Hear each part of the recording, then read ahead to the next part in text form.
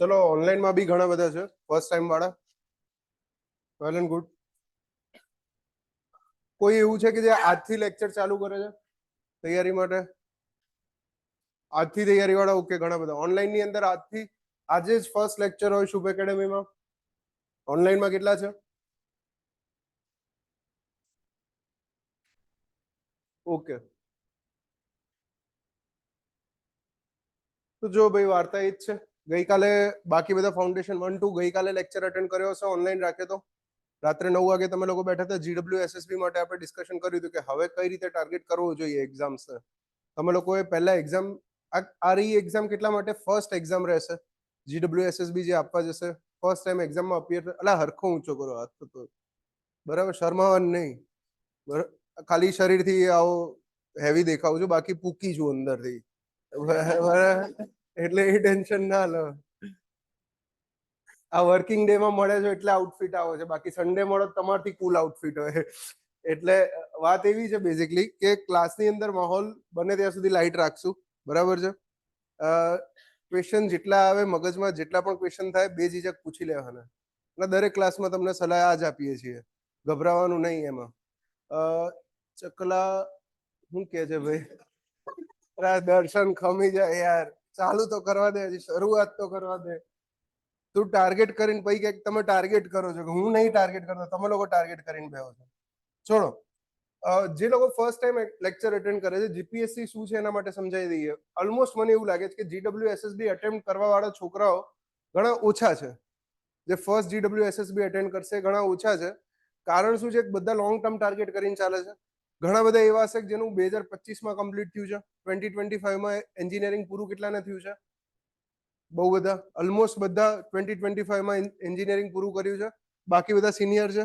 બરાબર. 24 વાળા કેટલા? 20 થી પહેલા વાળું છે કોઈ? 20 થી પહેલા વાળું? ઓકે, વેટરન્સ બી છે આપણી જોડે. Welcome to the club. બરાબર હોય, કઈ વાંધો નહીં. સરસ છે. આ ટાઈમે પણ આ વિચાર આવ્યો કે આ વસ્તુ કરવાની. અને જો ક્યારના કરી રહ્યા છો ને તો તૈયાર થઈ જજો ભાઈ. હવે ચાન્સ ઓછા બચ્યા છે. અગર ક્યારના જીપીએસસી ની તૈયારી કરી રહ્યા છો તો હવે ચાન્સ ઓછા બચ્યા છે. કઈ નહીં, બેઝિક જ ડાયરેક્ટ શરૂઆત કરીએ. તો જીપીએસસી ક્લાસ 2 અહીંયા જે આપણે ક્લાસ કરીએ છીએ તમને બધાને ખબર છે કે ઈ અને જીએસ પ્રિલિમ્સ, GS 1 2 પ્રિલિમ્સ બંને કવર થઈ જશે.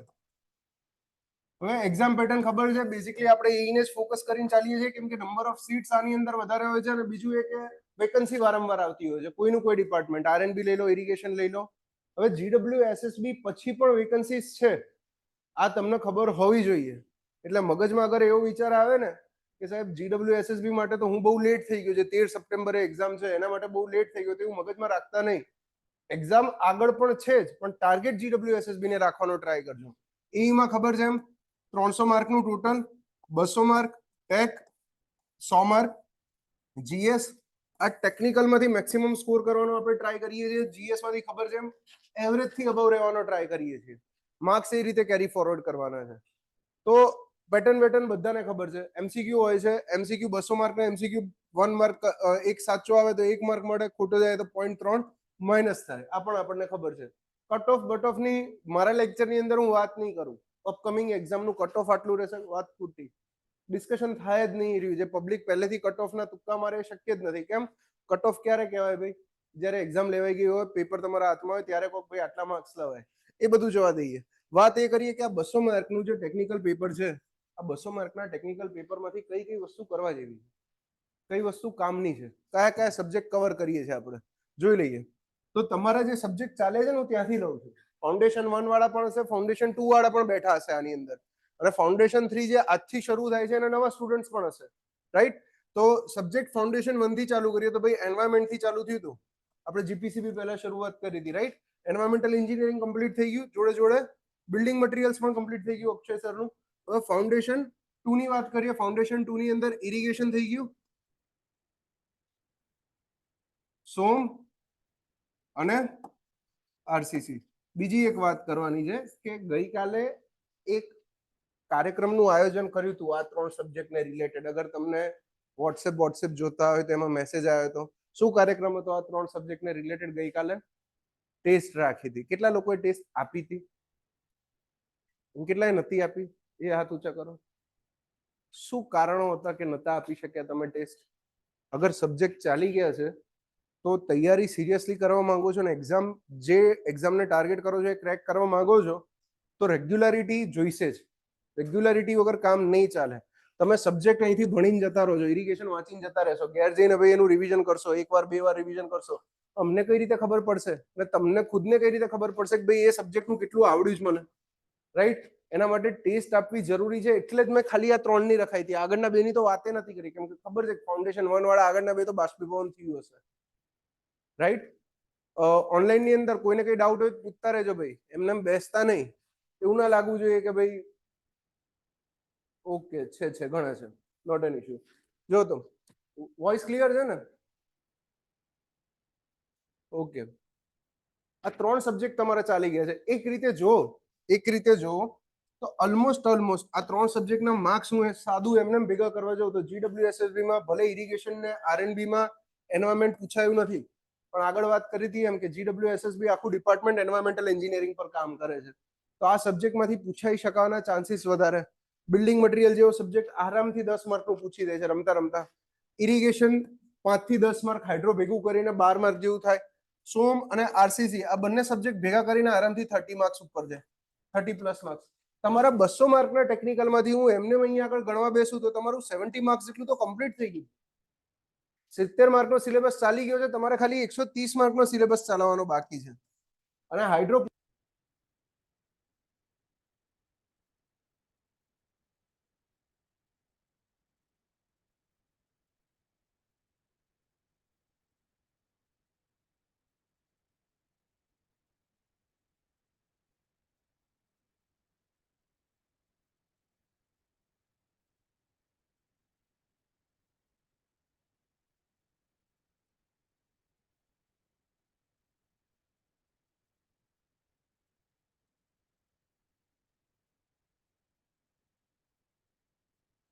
હલો, વોઇસ ક્લિયર છે હવે? હવે આવી ગયો લે. Okay done.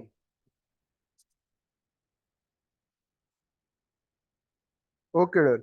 હા, તો આપણે એ ડિસ્કશન કરતા હતા કે બુક્સની અંદર MCQ બુક્સમાં સ્ટાર્ટિંગના જે પેજ હોય એના પર ચોકડો જ મારી દેવાનો કે જેમાં લખેલું હોય કે પેપર વાઇઝ આ સબ્જેક્ટમાંથી આ 10% પૂછાયું, સોમ છે એસે છે તો ચલો એસે 5% પૂછાયું, RCC છે RCC 20% પૂછાયું. આ બધું કોઈ કામનું નહીં. એક એક્ઝામમાં ક્યારેય ના ચાલે ને આ ક્યારેય વસ્તુ આની પાછળ રમવાય ના જવાય. સબ્જેક્ટને તૈયારી વખતે ક્યારેય ડિવાઈડ ના કરાય. સબ્જેક્ટને ડિવાઈડ ક્યારે કરાય? જ્યારે રિવિઝન કરવા બેઠા હોય ત્યારે. આ બધું ડિસ્કશન રિવિઝન વખતે થાય. તો તમારે હાલ ફાઉન્ડેશન 1 અને 2 વાળાને આ જેટલા સબ્જેક્ટ ચાલી ગયા છે એનું રિવિઝન કરવાનું છે. આ બી એક મોટો ટાસ્ક છે. 13 સપ્ટેમ્બર પહેલા અગર GWSSB ને ટાર્ગેટ કરો છો તો ફાઉન્ડેશન 1 વાળા માટે તો શ્યોર છીએ કે ભાઈ 31 ઓગસ્ટે સિલેબસ કમ્પ્લીટ થઈ જશે. જેટલા પણ ફાઉન્ડેશન 1 ના સ્ટુડન્ટ છે, તમારા જેટલા રિમેનિંગ સબ્જેક્ટ છે બધા 31 ઓગસ્ટ સુધી ચાલી જશે. 31 ઓગસ્ટ સુધી કયા સબ્જેક્ટ નહીં ચાલી શકે? એન્વાયરમેન્ટ અને BM, આ બે સબ્જેક્ટ નહીં ચાલી શકે. આ બેમાંથી કોઈ એક સબ્જેક્ટ પૂરો કરી દઈશું અમે. બરાબર છે? તમારે તૈયારી અગર કરવી હોય ફાઉન્ડેશન 2 માં જેટલા પણ છોકરાઓ એડમિશન લીધું છે, જો હું બધા સબ્જેક્ટ સાથે ચલાવીને એક્સ્ટ્રા ક્લાસ કરીને પૂરું કરાવી શકું છું, એ રીતે નહીં કરું, બગડશે. બરાબર? જે સારું કરાવવા જતા હોઈશું ને એ પણ બગડશે. એટલે ફેક્ટ જ વસ્તુ કહી દઉં તમને, સિલેબસ 31 ઓગસ્ટ સુધી કમ્પ્લીટ પૂરો થશે. ફાઉન્ડેશન 2 ના સ્ટુડન્ટ્સ માટે એન્વાયરમેન્ટ અને BM સબ્જેક્ટ, આ બે સબ્જેક્ટ બાકી રહેશે. અને આ બે સબ્જેક્ટ તમે હાલથી રેકોર્ડિંગ જોવાનું ચાલુ કરી શકો છો. તમને લોકોને ઓલરેડી રેકોર્ડિંગ લેક્ચર્સ આપેલા જ છે. સામર્થ 4 ના, ફાઉન્ડેશન 1 ના પણ આપેલા છે રેકોર્ડિંગ લેક્ચર્સ. લાઈક મતલબ હમણાં 2 મહિના પહેલા જ સબ્જેક્ટ કમ્પ્લીટ થયો છે. આર્યો એન્વાયરમેન્ટ અને BM બંને સબ્જેક્ટ 2 મહિના પહેલા જ પૂરા થયા છે. સર, હું વર્ક આસિસ્ટન્ટ ઇરિગેશનમાં શું LWP લેવાય? GWSSB એ માટે લઈ લેવાય ભાઈ, પ્રેમથી લઈ લેવા. જી, આ LWP નો પ્રશ્ન પૂરો નહીં થયો. તું કાલના લેક્ચરમાં નતો આવ્યો લગભગ. બરાબર? કાલ બહુ ડિટેલમાં ડિસ્કસ થયું હતું આ રીતે. રાઈટ? તો સબ્જેક્ટ લખીએ. પહેલા ગઈકાલે સ્ટાર્ટ કર્યું હતું એ જ રીતે સબ્જેક્ટ લખવાનું ચાલુ કરીએ. બોલો ભાઈ. સૌથી પહેલા સોમ એસે લઈશું. સ્ટ્રક્ચર, સિવિલનું હાર્ટ કઈ એરિયું છે? સોમ એસે RCC સ્ટીલ. પછી સેકન્ડ નંબર આવે છે વોટરનો. વોટરની અંદર FM થી સ્ટાર્ટ કરીએ. FM રોજ સવાર ચાલે છે? રેગ્યુલર લેક્ચર અટેન્ડ કરો છો? મજા આવે છે? એમસીક્યુ સોલ્વ કરો છો? એમસીક્યુ સોલ્વ કરવાના જોડે, એમસીક્યુ જોડે સોલ્વ કરશો તો અર્થ રહેશે. એફએમ પછી સેકન્ડ હાઇડ્રો ઇરિગેશન, અથવા ઘણી વખત આને ડબ્લ્યુઆરઈ પણ લખતા હોય છે. Environment, water complete. Next miscellaneous subject લઈ લો. બીએમબીસી, સીપીએમ, પીપીવી, સર્વે, ટ્રાન્સપોર્ટ, નેક્સ્ટ જીટી. આ સિવાય કોઈ રહી ગયું? બ્રિજ અને મોન્યુમેન્ટ.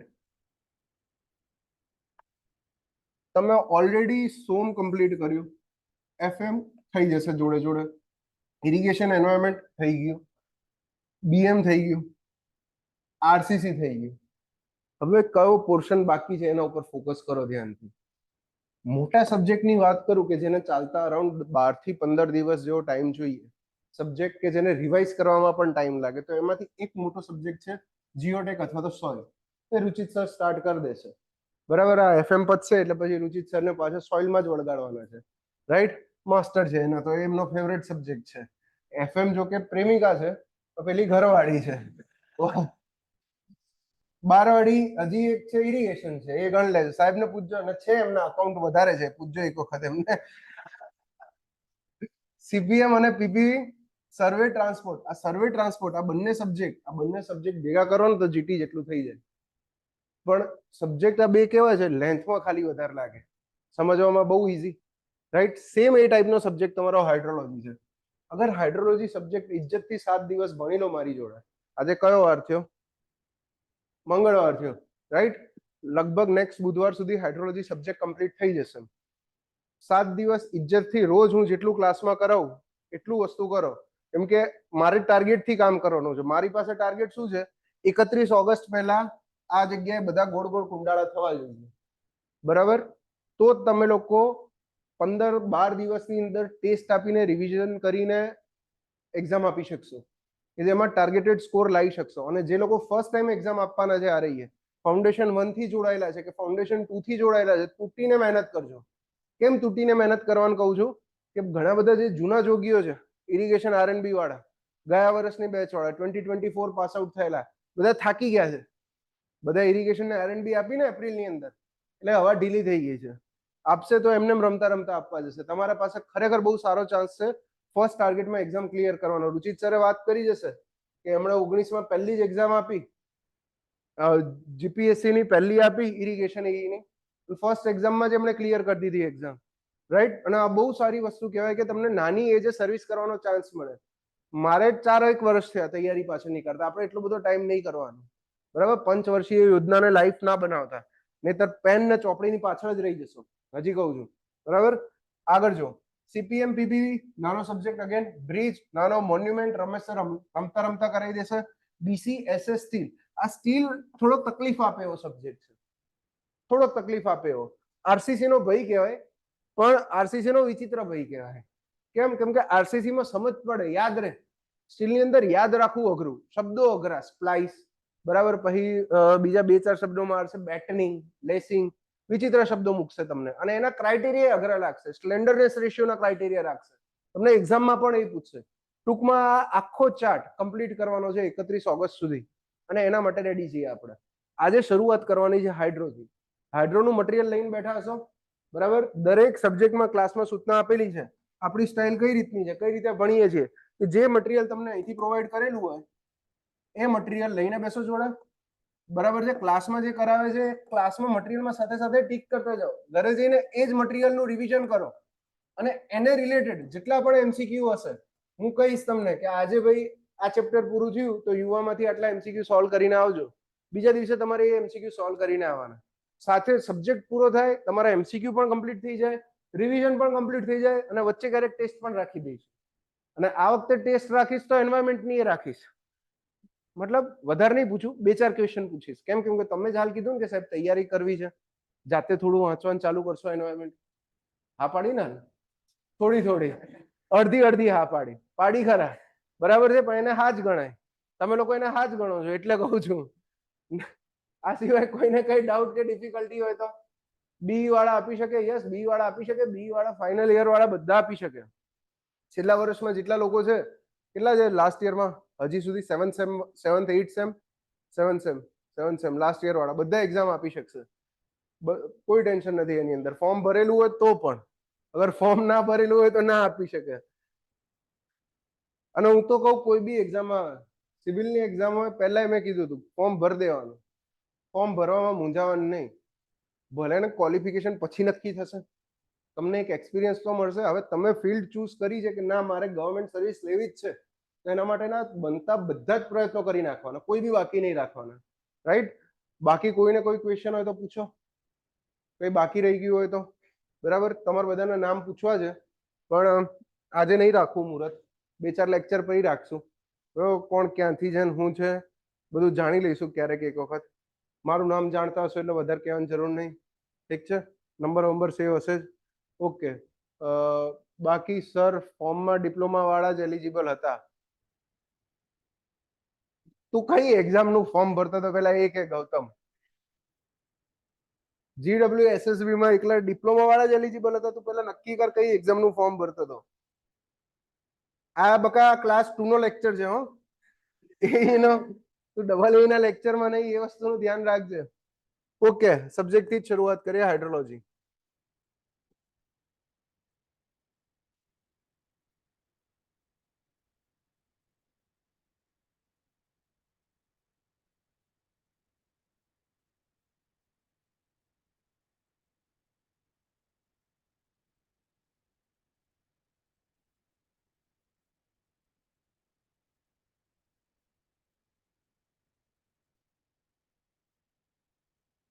આ છે ને? હા આ જ છે. આજ છે. મેં પહેલું પેજ ખોલ્યું, તમે બીજું ખોલીને બેઠા હતા. કન્ટેન્ટ જોઈ લો. આટલી વસ્તુઓ કરવાની છે. અને સીઝન ચાલે છે, વરસાદની જ સીઝન ચાલે છે, સબ્જેક્ટ સમજવાની વધારે મજા આવશે. અને આ જ આઈડિયલ સીઝન હોય છે. કેમ કે કોઈ બી વસ્તુ જયારે આપણે ફીલ કરતા કરતા શીખીએ ને ત્યારે લાઈફ ટાઈમ યાદ રહે. બરાબર છે? ઘણી વસ્તુ તમે ભૂલી ના શકો. માણસ એક વખત ડ્રાઇવિંગની વાત કરું, ડ્રાઇવિંગ તમે એક વખત શીખી લો તો પછી લાઈફ ટાઈમ ભૂલાય નહીં ડ્રાઇવિંગ. 2 વ્હીલર ચલાવતા, સાયકલ ચલાવતા શીખી લીધી, સ્વિમિંગ શીખી લીધું. આ બધી સ્કિલ્સ એવી છે કે તમને લાઈફ ટાઈમ યાદ રહી જાય. બસ આ એ જ છે. કેમ કે જ્યારે તમે પહેલી વખત એ વસ્તુ શીખતા હશો તો અંદરથી ફીલ થતો હશે રોમાંચ. બરાબર છે? એ વસ્તુ છેક સુધી જોડે રહેશે. જોઈ લો. હાઇડ્રોલોજી ઇન્ટ્રોડક્શન, પ્રેસિપિટેશન, બસ ઓકે. આ તો કન્ટેન્ટ છે. મૂળ મુદ્દાની વાત કરીએ કે ભાઈ આમાંથી 5 માર્ક, 5 થી 7 માર્કના MCQ પૂછવાની શક્યતા ખરી. રાઈટ? ઇરિગેશન ને R&D છેલ્લી જોઈ લેશો તો બંનેમાં એવરેજ એકમાં 5 માર્કનું પૂછાયું હતું ને એકમાં 7 માર્કનું પૂછાયું હતું. એની પહેલાની 2-3 એક્ઝામ એવી ગઈ હતી કે એમાંથી આ સબ્જેક્ટ 1 કે 2 માર્કનો પૂછાયો હતો. પણ એ પ્રશ્ન નથી. હવે આ જગ્યાએ જો, આ સબ્જેક્ટ એટલો મસ્ત છે કે અગર કરીને જાઓ ને તો આ 5 માંથી 5 પૂરા આવે, 7 માંથી 7 પૂરા આવે. રાઈટ? છેલ્લા 2022 થી લઈને હું હાઇડ્રોલોજીનું મટીરિયલ આર્યુ રેડી થયું છે 21માં મેં રેડી કર્યું હતું. એમાં એક એક વસ્તુ એડ કરતો રહેજો. થોડુંક કન્ટેન્ટ દર વર્ષે દર બેચની અંદર એડ કરતા રહ્યા છીએ આપણે. પણ ત્યારથી ટાર્ગેટ છે કે ઓલમોસ્ટ ખાલી 2 વાર જ એવું થયું છે કે 2 MCQ બહારના પૂછાયા. બાકી અત્યાર સુધીના જેટલા 50 MCQ પૂછાયા હશે છેલ્લા 4 વર્ષની એક્ઝામમાં હાઇડ્રોલોજીના, 100% બધું મટીરિયલમાં. આ 150 પેજ તમારી જોડે છે, 144 કે 140 આપ્યા છે, એમાંથી ઘણું બધું તો હું ટીક કરીને નીકાળીશ કે આ કામનું નથી, આ કામનું નથી, ખાલી સમજૂતી માટેનું છે. તમે એટલું કરીને જાઓ તોય તમારા 7 માર્ક પાક્કા થઈ જાય. અને 7 માર્ક પાક્કા બહુ જરૂરી છે. કેમ જરૂરી છે? કેમ કે પોઈન્ટ માટે પણ મારામારી હોય છે. એ આઈડિયા હશે જ. બરાબર? મારો તો એક્સપિરિયન્સ છે, ઘણાને આઈડિયા પણ હશે મારા એક્સપિરિયન્સનો, કે પોઈન્ટ માટે આઘું પાછું થઈ જાય છે, સર્વિસ ચેન્જ થઈ જાય છે, આવી વસ્તુઓ થાય છે. તો આવું નથી થવા દેવું આપણે. Majority of the time student શું કરે છે કે મોટા સબ્જેક્ટ પાછળ ભાગશે. હું સોમ કરી લઈશ, RCC કરી લઈશ, એના પછી સ્ટીલ કરી લઈશ ઈચ્છા થશે તો, એન્વાયરમેન્ટ આખો કરીને જઈશ, GT આખું કરીને જઈશ, સર્વે ટ્રાન્સપોર્ટ કરીને જઈશ. તમે બલ્ક આખો કરી લીધો 120 માર્કનો. માન લો કે બલ્કમાંથી જે 20-20 માર્કનું પૂછાવાનું હતું એના બદલે બલ્કમાંથી પૂછાયું 10-10 માર્કનું. પછી શું થશે? આવા સબ્જેક્ટ જે 5 ના પૂછાતા હોય ને એના બદલે આવા સબ્જેક્ટ 10 ના પૂછાય. CPM 12 માર્કનું પૂછાઈ જાય, 15 માર્કનું CPM આવી જાય. એ વખતે બહુ કામ આવે. અને એ વખતે આ બહુ ઈઝી પૂછાતું હોય તો કાંઈ બાકી નથી રાખવાનું આમાં. કઈ વસ્તુ કરવાની છે? એક તો કે મટીરિયલ કમ્પલસરી પૂરેપૂરું. બધું આવી જાય છે મટીરિયલમાં, અને હું એડ પણ કરાવીશ, આની અંદર ઉમેરાવતો રહીશ. સેકન્ડ વસ્તુ, એમસીક્યુ બુક. કઈ એમસીક્યુ બુક સોલ્વ કરો છો બોલો ભાઈ? ઈએસસી,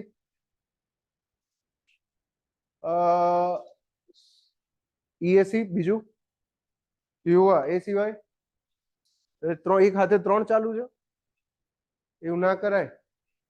એક હાથે મેક્સિમમ બે જ કરવાની. ક્યારે પણ એમસીક્યુ બુક સોલ્વ કરો છો, કોઈ પણ ટાઈમે એમસીક્યુ બુક સોલ્વ કરો છો, એક સાથે ફક્ત ને ફક્ત બે જ એમસીક્યુ બુક રાખવાની. ક્લાસ 2 ની તૈયારી કરો છો, હું પર્સનલી એવું માનું કે તમે ઈએસસી અને યુઆર રાખો જોડે, બરાબર. ક્લાસની અંદર હું તમને ઈએસસી ના એમસીક્યુ સોલ્વ કરાવડાવીશ, યુઆના તમને ઘરેથી સોલ્વ કરવા આપીશ, અને એક લેક્ચર વચ્ચે ગમે ત્યારે બે લેક્ચર રાખીશ, એક સિલેબસ પતશે ત્યારે અને એક વચ્ચે ગમે ત્યારે, કે જેમાં તમે યુઆના જેટલું ચાલેલું હશે ને બધાના એમસીક્યુ એક સાથે સોલ્વ કરી દઈશું, રાઈટ. તો બે એમસીક્યુ બુક તમારે જોડે રાખવાની છે, વન ઇઝ ઈએસસી અને યુઆ.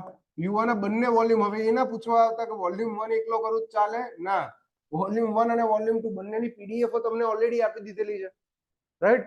હવે એ બંને બુકમાંથી તમે એમસીક્યુ સોલ્વ કરવા જશો ને તો તમને ખબર પડશે, ખાસ કરીને યુઆના એમસીક્યુ થી ફાયદો એક છે કે તમને જીપીએસસી ની પેટર્ન ખબર પડે, રાઈટ. આ બધા ગુજરાતની એક્ઝામમાં, સિવિલના જેટલા એક્ઝામમાં લેવાયેલા છે એના ક્વેશ્ચન્સ છે યુઆની અંદર. તમને એ ખબર પડે કે તમે જે એક્ઝામમાં અપિયર કરવા જવાનો છે એમાં કયા લેવલના પૂછાય છે, અને ઈએસસી સૌથી ટોપ નોચ લેવલનું છે, બરાબર. સૌથી ઉપરના લેવલના એમસીક્યુ તમને ઈએસસી ની અંદર જોવા મળશે. આનાથી ઉપરના બી ખરા, ગેટના એમસીક્યુ સોલ્વ કરવા જાઓ, એટલે સુધી આપણે નથી જવાનું, જરૂર બી નથી. ગેટ આપેલી જ કોઈએ? આપેલી છે. એ સિવાય GATE GATE GATE GATE okay okay. Qualify થયા હતા થોડાકથી થયા હતા, રહી ગયા હતા, કઈ વાંધો નહીં. હવે નથી આપવાની, આ જ કરવાનું છે. મગજમાં અગર એવો વિચાર આવે ને કે આના પછી આ કરવા જઈશ, આ કેમ આવું થયું? Okay, page. મગજમાં એવો વિચાર આવે કે હું માસ્ટર્સ બી સાથે સાથે કરું, જીપીએસસી ની તૈયારી કરતા કરતા.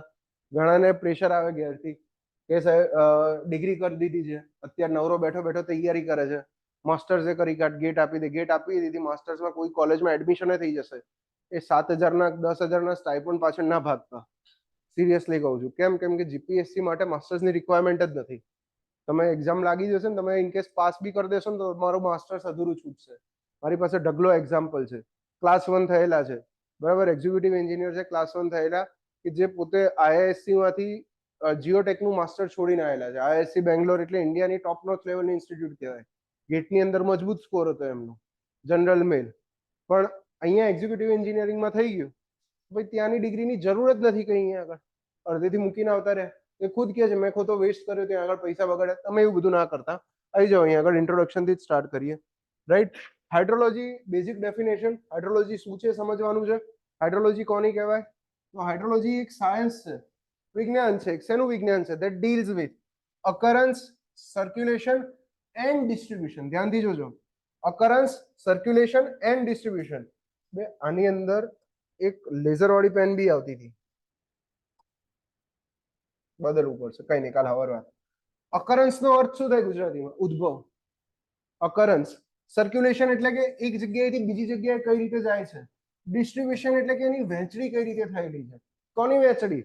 વોટરની, પાણીની. પૃથ્વીના સરફેસ પર, અર્થના સરફેસ પર વોટર છે, વોટર આવે છે કોઈ એક જગ્યાએ, પાણી કોઈ એક જગ્યાએ દેખાય છે તમને, તો કઈ જગ્યાએથી આવેલું હશે, કેટલી માત્રામાં આવેલું હશે, અને એ જ રીતે પૃથ્વીના અલગ અલગ ભાગોમાં કઈ રીતે વહેંચાયેલું હશે. આ બધાનું સાયન્સ, આ બધાને ડીલ કરતું સાયન્સ જે છે એને કહેવામાં આવે છે કમ્બાઇન્ડલી હાઇડ્રોલોજી, રાઈટ. હવે હાઇડ્રોલોજીની ટોટલ બે બ્રાન્ચ પડે છે. કઈ બે બ્રાન્ચ છે? Scientific hydrology and engineering hydrology. આમાંથી બે બ્રાન્ચમાં સમજવા જઈએ તો ઘણી વખત તમે ડેટા સાંભળતા હશો ને ડેટા જોતા પણ હશો કે કોઈ એક જગ્યાએ વરસાદ એવો પડ્યો કે છેલ્લા 400 વર્ષમાં અત્યાર સુધી નતો વરસાદ પડ્યો, એવો રેનફોલ થયો. સાંભળ્યું હશે, જેમ કે વર્ષ કે 2 વર્ષ પહેલા દુબઈની અંદર વરસાદ પડ્યો હતો, કરા પડ્યા હતા, બરાબર. સોશિયલ મીડિયા પર બધે વાયરલ થયું હતું.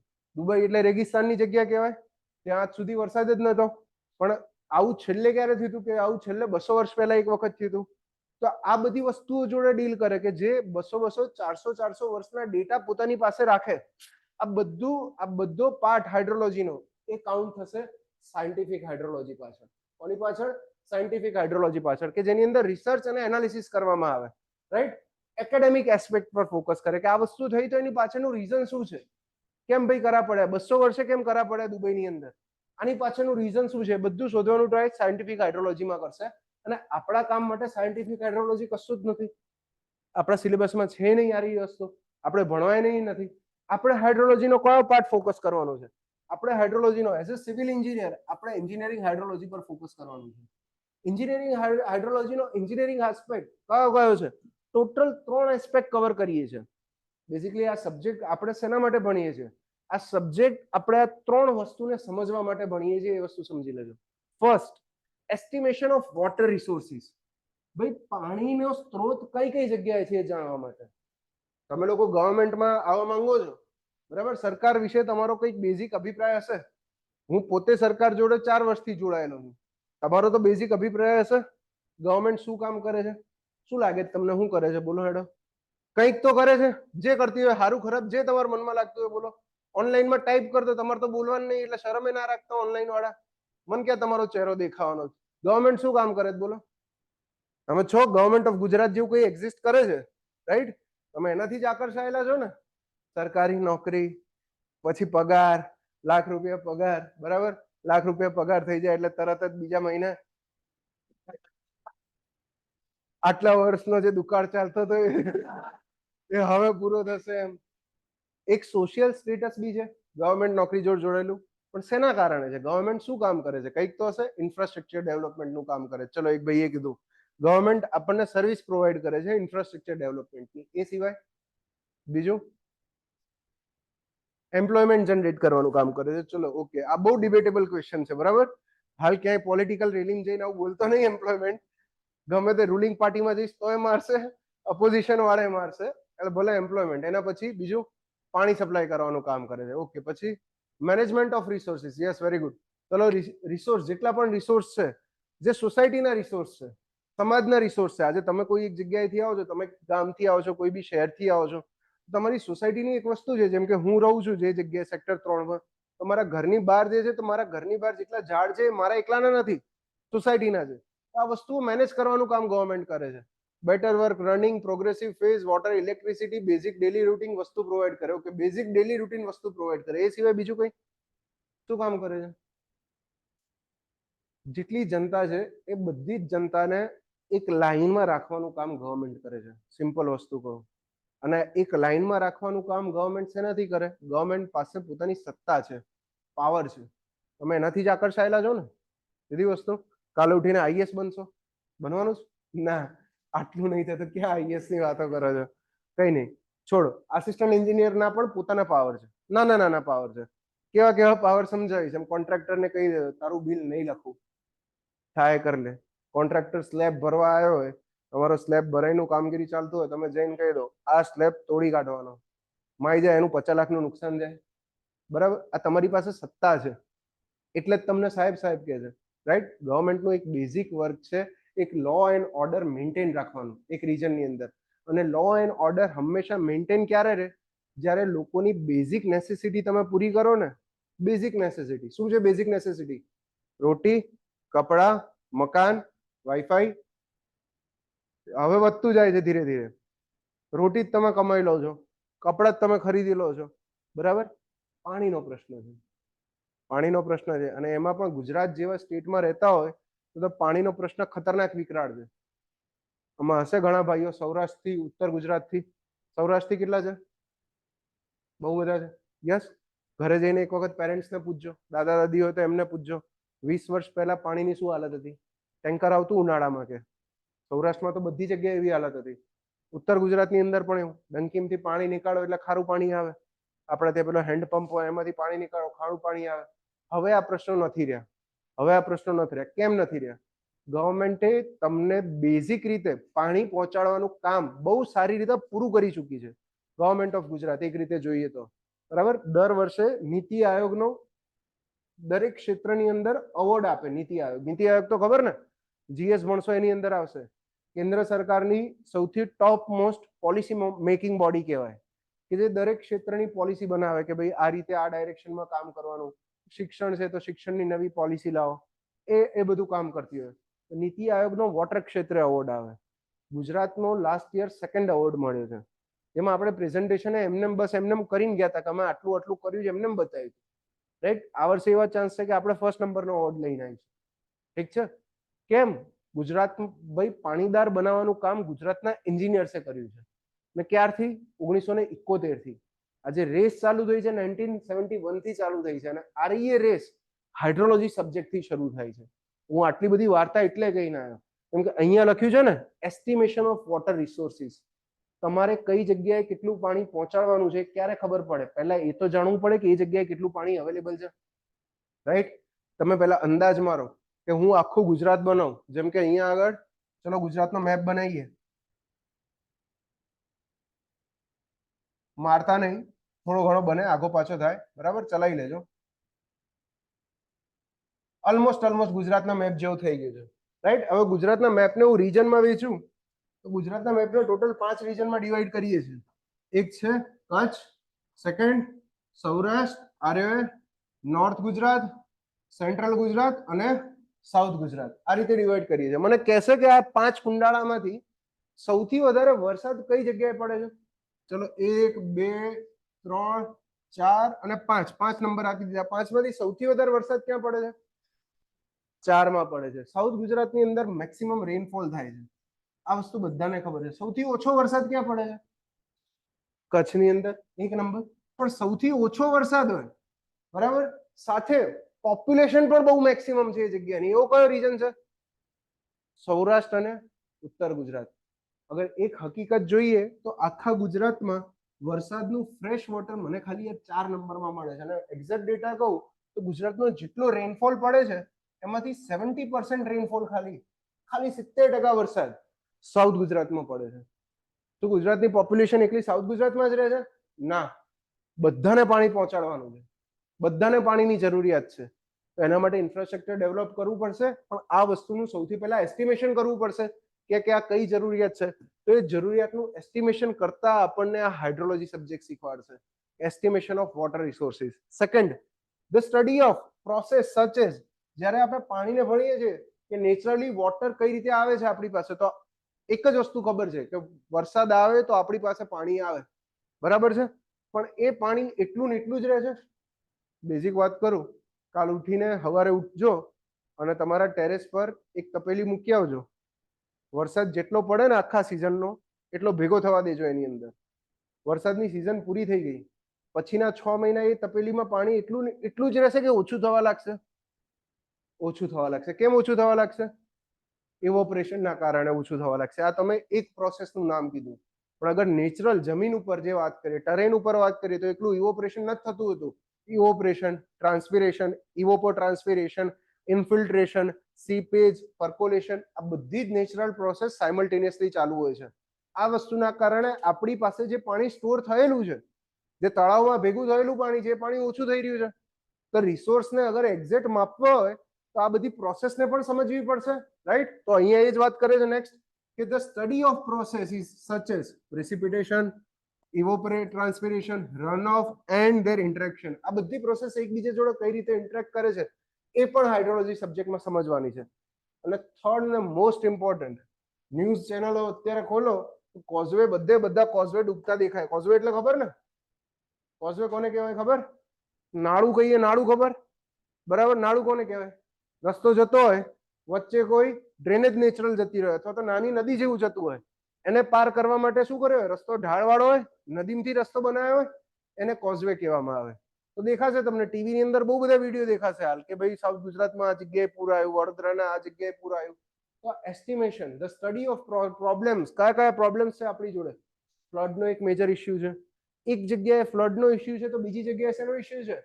ડ્રાઉટનો ઇસ્યુ છે, દુકાળનો ઇસ્યુ છે. ડ્રાઉટ એટલે દુકાળ. આ બધી વસ્તુ સમજવાનો ટ્રાય કરશું કે આ સબ્જેક્ટથી કઈ રીતે કામની છે, રાઈટ. તો એન્જિનિયરિંગ હાઇડ્રોલોજી એટલે આપણા માટે કામનું છે. આમાંથી પૂછાય શું?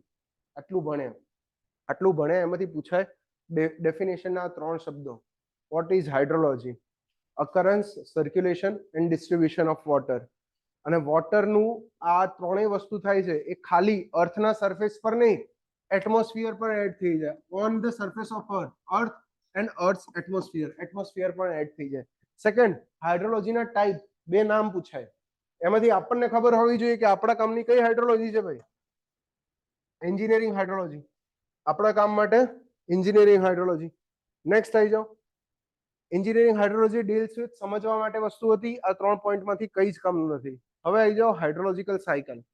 હાલ જ જોયું આપણે કે ભાઈ પાણી ભરી રાખશું તો એટલું ને એટલું પાણી નહીં રહે, બરાબર? પૃથ્વીની સપાટી પર કેટલા ટકા દરિયો છે? અગર સરફેસ એરિયાની વાત કરીએ તો 70 તો છે જ ને. 71%. 71% પૃથ્વીની સપાટી ઉપર દરિયો છે. બાકીની 29% ખાલી લેન્ડ છે. તો શું આખા દરિયા ઉપર જ્યારે પૃથ્વી પર સૂર્યપ્રકાશ પડતો હશે તો મેક્સિમમ સૂર્યપ્રકાશ દરિયા ઉપર જ પડતો હશે? દરિયાનું પાણી મેક્સિમમ ઇવોપરેટ થતું હશે અને એ જ પાણી આપણને વરસાદ તરીકે મળે છે. તો આજે એકબીજા જોડે સાયકલ લિંક છે. પાણી એક જગ્યાએથી બીજી જગ્યાએ કઈ રીતે મૂવ થાય છે, આ જે સાયકલ છે પાણીની સાયકલ, એને આપણે નાના હતા ત્યારે વોટર સાયકલ રીતે ભણતા હતા. યાદ હોય તો સાયન્સની અંદર 9મા ધોરણમાં 8મા ધોરણમાં આવતું હતું એવું બધું થોડું થોડું. કાર્બન સાયકલ આવતી હતી, નાઇટ્રોજન સાયકલ આવતી હતી. એ જ રીતે આ બધું છઠ્ઠામાં આવતું હતું, પર્યાવરણમાં આવતું હતું. એ વખતે વોટર સાયકલ ભણતા હતા કે ભાઈ દરિયામાં કે સૂર્યપ્રકાશ પડે, બાષ્પીભવન થાય, બાષ્પ ઉપર જાય, ઠંડી પડે, વાદળા બંધાય, વરસાદ પડે, એ વરસાદનું પાણી નદીઓમાં જાય, નદીઓમાંથી વળી પાછું પાણી દરિયાની અંદર જતું રહે. યાદ છે ને આ બધું? થોડુંક થોડુંક બસ. તો એને જ્યારે આપણે ટેકનિકલી સમજીએ છીએ તો એ ટર્મને ટેકનિકલી આપણે કહીએ છીએ હાઇડ્રોલોજીકલ સાયકલ. ટેકનિકલી એ ટર્મને કહીએ છીએ હાઇડ્રોલોજીકલ સાયકલ. અને આ હાઇડ્રોલોજીકલ સાયકલ ટેકનિકલી સૌથી ફર્સ્ટ ટાઈમ કોઈએ અગર એક્ઝેક્ટ આપી હોય કે કયા કયા પાર્ટની અંદર છે, કેટલો કેટલો પોર્શન વોટરનો યુઝ થાય છે, તો એ હોટન નામના સાયન્ટિસ્ટે આપ્યું હતું. આ તમારો બીજો એક એમસીક્યુ નીકળ્યો આ જગ્યાએથી કે હાઇડ્રોલોજીકલ સાયકલ સૌથી પહેલા કોણે ઇન્ટ્રોડ્યુસ કરી હતી? It was first introduced by Horton. યાદ રાખજો, એક્ઝામમાં ઓલરેડી પૂછાયેલો છે, જીપીએસસીમાં ઓલરેડી પૂછાયેલો છે. નેક્સ્ટ પેજ પર આવી જાઓ. જોઈ લો હવે હાઇડ્રોલોજીકલ સાયકલને કઈ રીતે ભણવાની છે અને કઈ કઈ વસ્તુ જોવાની છે. જ્યારે બચ્ચાઓ હતા ત્યારે કુદરતી દ્રશ્ય બનાવતા હતા, બરાબર? હવે એવું નથી કરવાનું. હવે દરેક પ્રોસેસને ડિટેલમાં સમજવાનો ટ્રાય કરવાનો છે. તો જો કીધું કે 71% અર્થનો એરિયા સમુદ્રથી ઘેરાયેલો છે. આ 71% એરિયા પરથી જ્યારે સૂર્યપ્રકાશ પડે છે 71% એરિયા પર, ત્યાંથી એક પ્રોસેસ થાય છે જેને આપણે ઇવોપરેશન કહીએ છીએ. ઇવોપરેશનને ગુજરાતીમાં કહીએ તો બાષ્પીભવન કહેવાય. બીજો એક શબ્દ છે બોઇલિંગ છે. શું ઇવોપરેશન ને બોઇલિંગ બેઉ સરખા? તમને શું લાગે છે? અલગ અલગ કે સરખા? ઇવોપરેશન ને બોઇલિંગ બંને? બંને ડિફરન્ટ ડિફરન્ટ. પાક્કું ડિફરન્ટ ડિફરન્ટ. કઈ રીતે અલગ પડે બંને? કહેશે કોઈ ઓનલાઈન ની અંદર? ઇવોપરેશન ને બોઇલિંગ કઈ રીતે અલગ પડે? બોઇલિંગ કોને કહેવાય? બોઇલિંગ નું ગુજરાતી શું થાય? ઉકાળવું. ઉકાળવું. સવાર પાણી ઉકાળો છો ને નાહવા માટે. હવે તો હજી ચોમાસું નહીં આવ્યું, બાકી અહીંયા પીજીમાં તો સવાર દોડવું પડશે ઉકાળવા માટે. ગીઝર હશે તો વાંધો નહીં આવે. ચા તો ઉકળતા જોઈ છે, રાઈટ? એક છે ઉકાળવું અને બીજું છે ઇવોપરેશન. બંને શું છે, અલગ કઈ રીતે પડે છે જોઈશું. જ્યારે ઇવોપરેશન ભણશું ત્યારે આવીશું. પણ એક તો ખબર છે કે આ ઇવોપરેશન કહીએ. ઇવોપરેશનમાં શું થાય છે કે જે વોટરના મોલિક્યુલ, બેઝિકલી જો તો કોઈ પણ પદાર્થ છે એ પદાર્થના 3 સ્વરૂપ હોય છે. આ તો ખબર છે આપણને. કયા સ્વરૂપ? ગુજરાતીમાં કહીએ તો ઘન, પ્રવાહી અને વાયુ. અંગ્રેજીમાં કહીએ તો શું કહેવાય ને?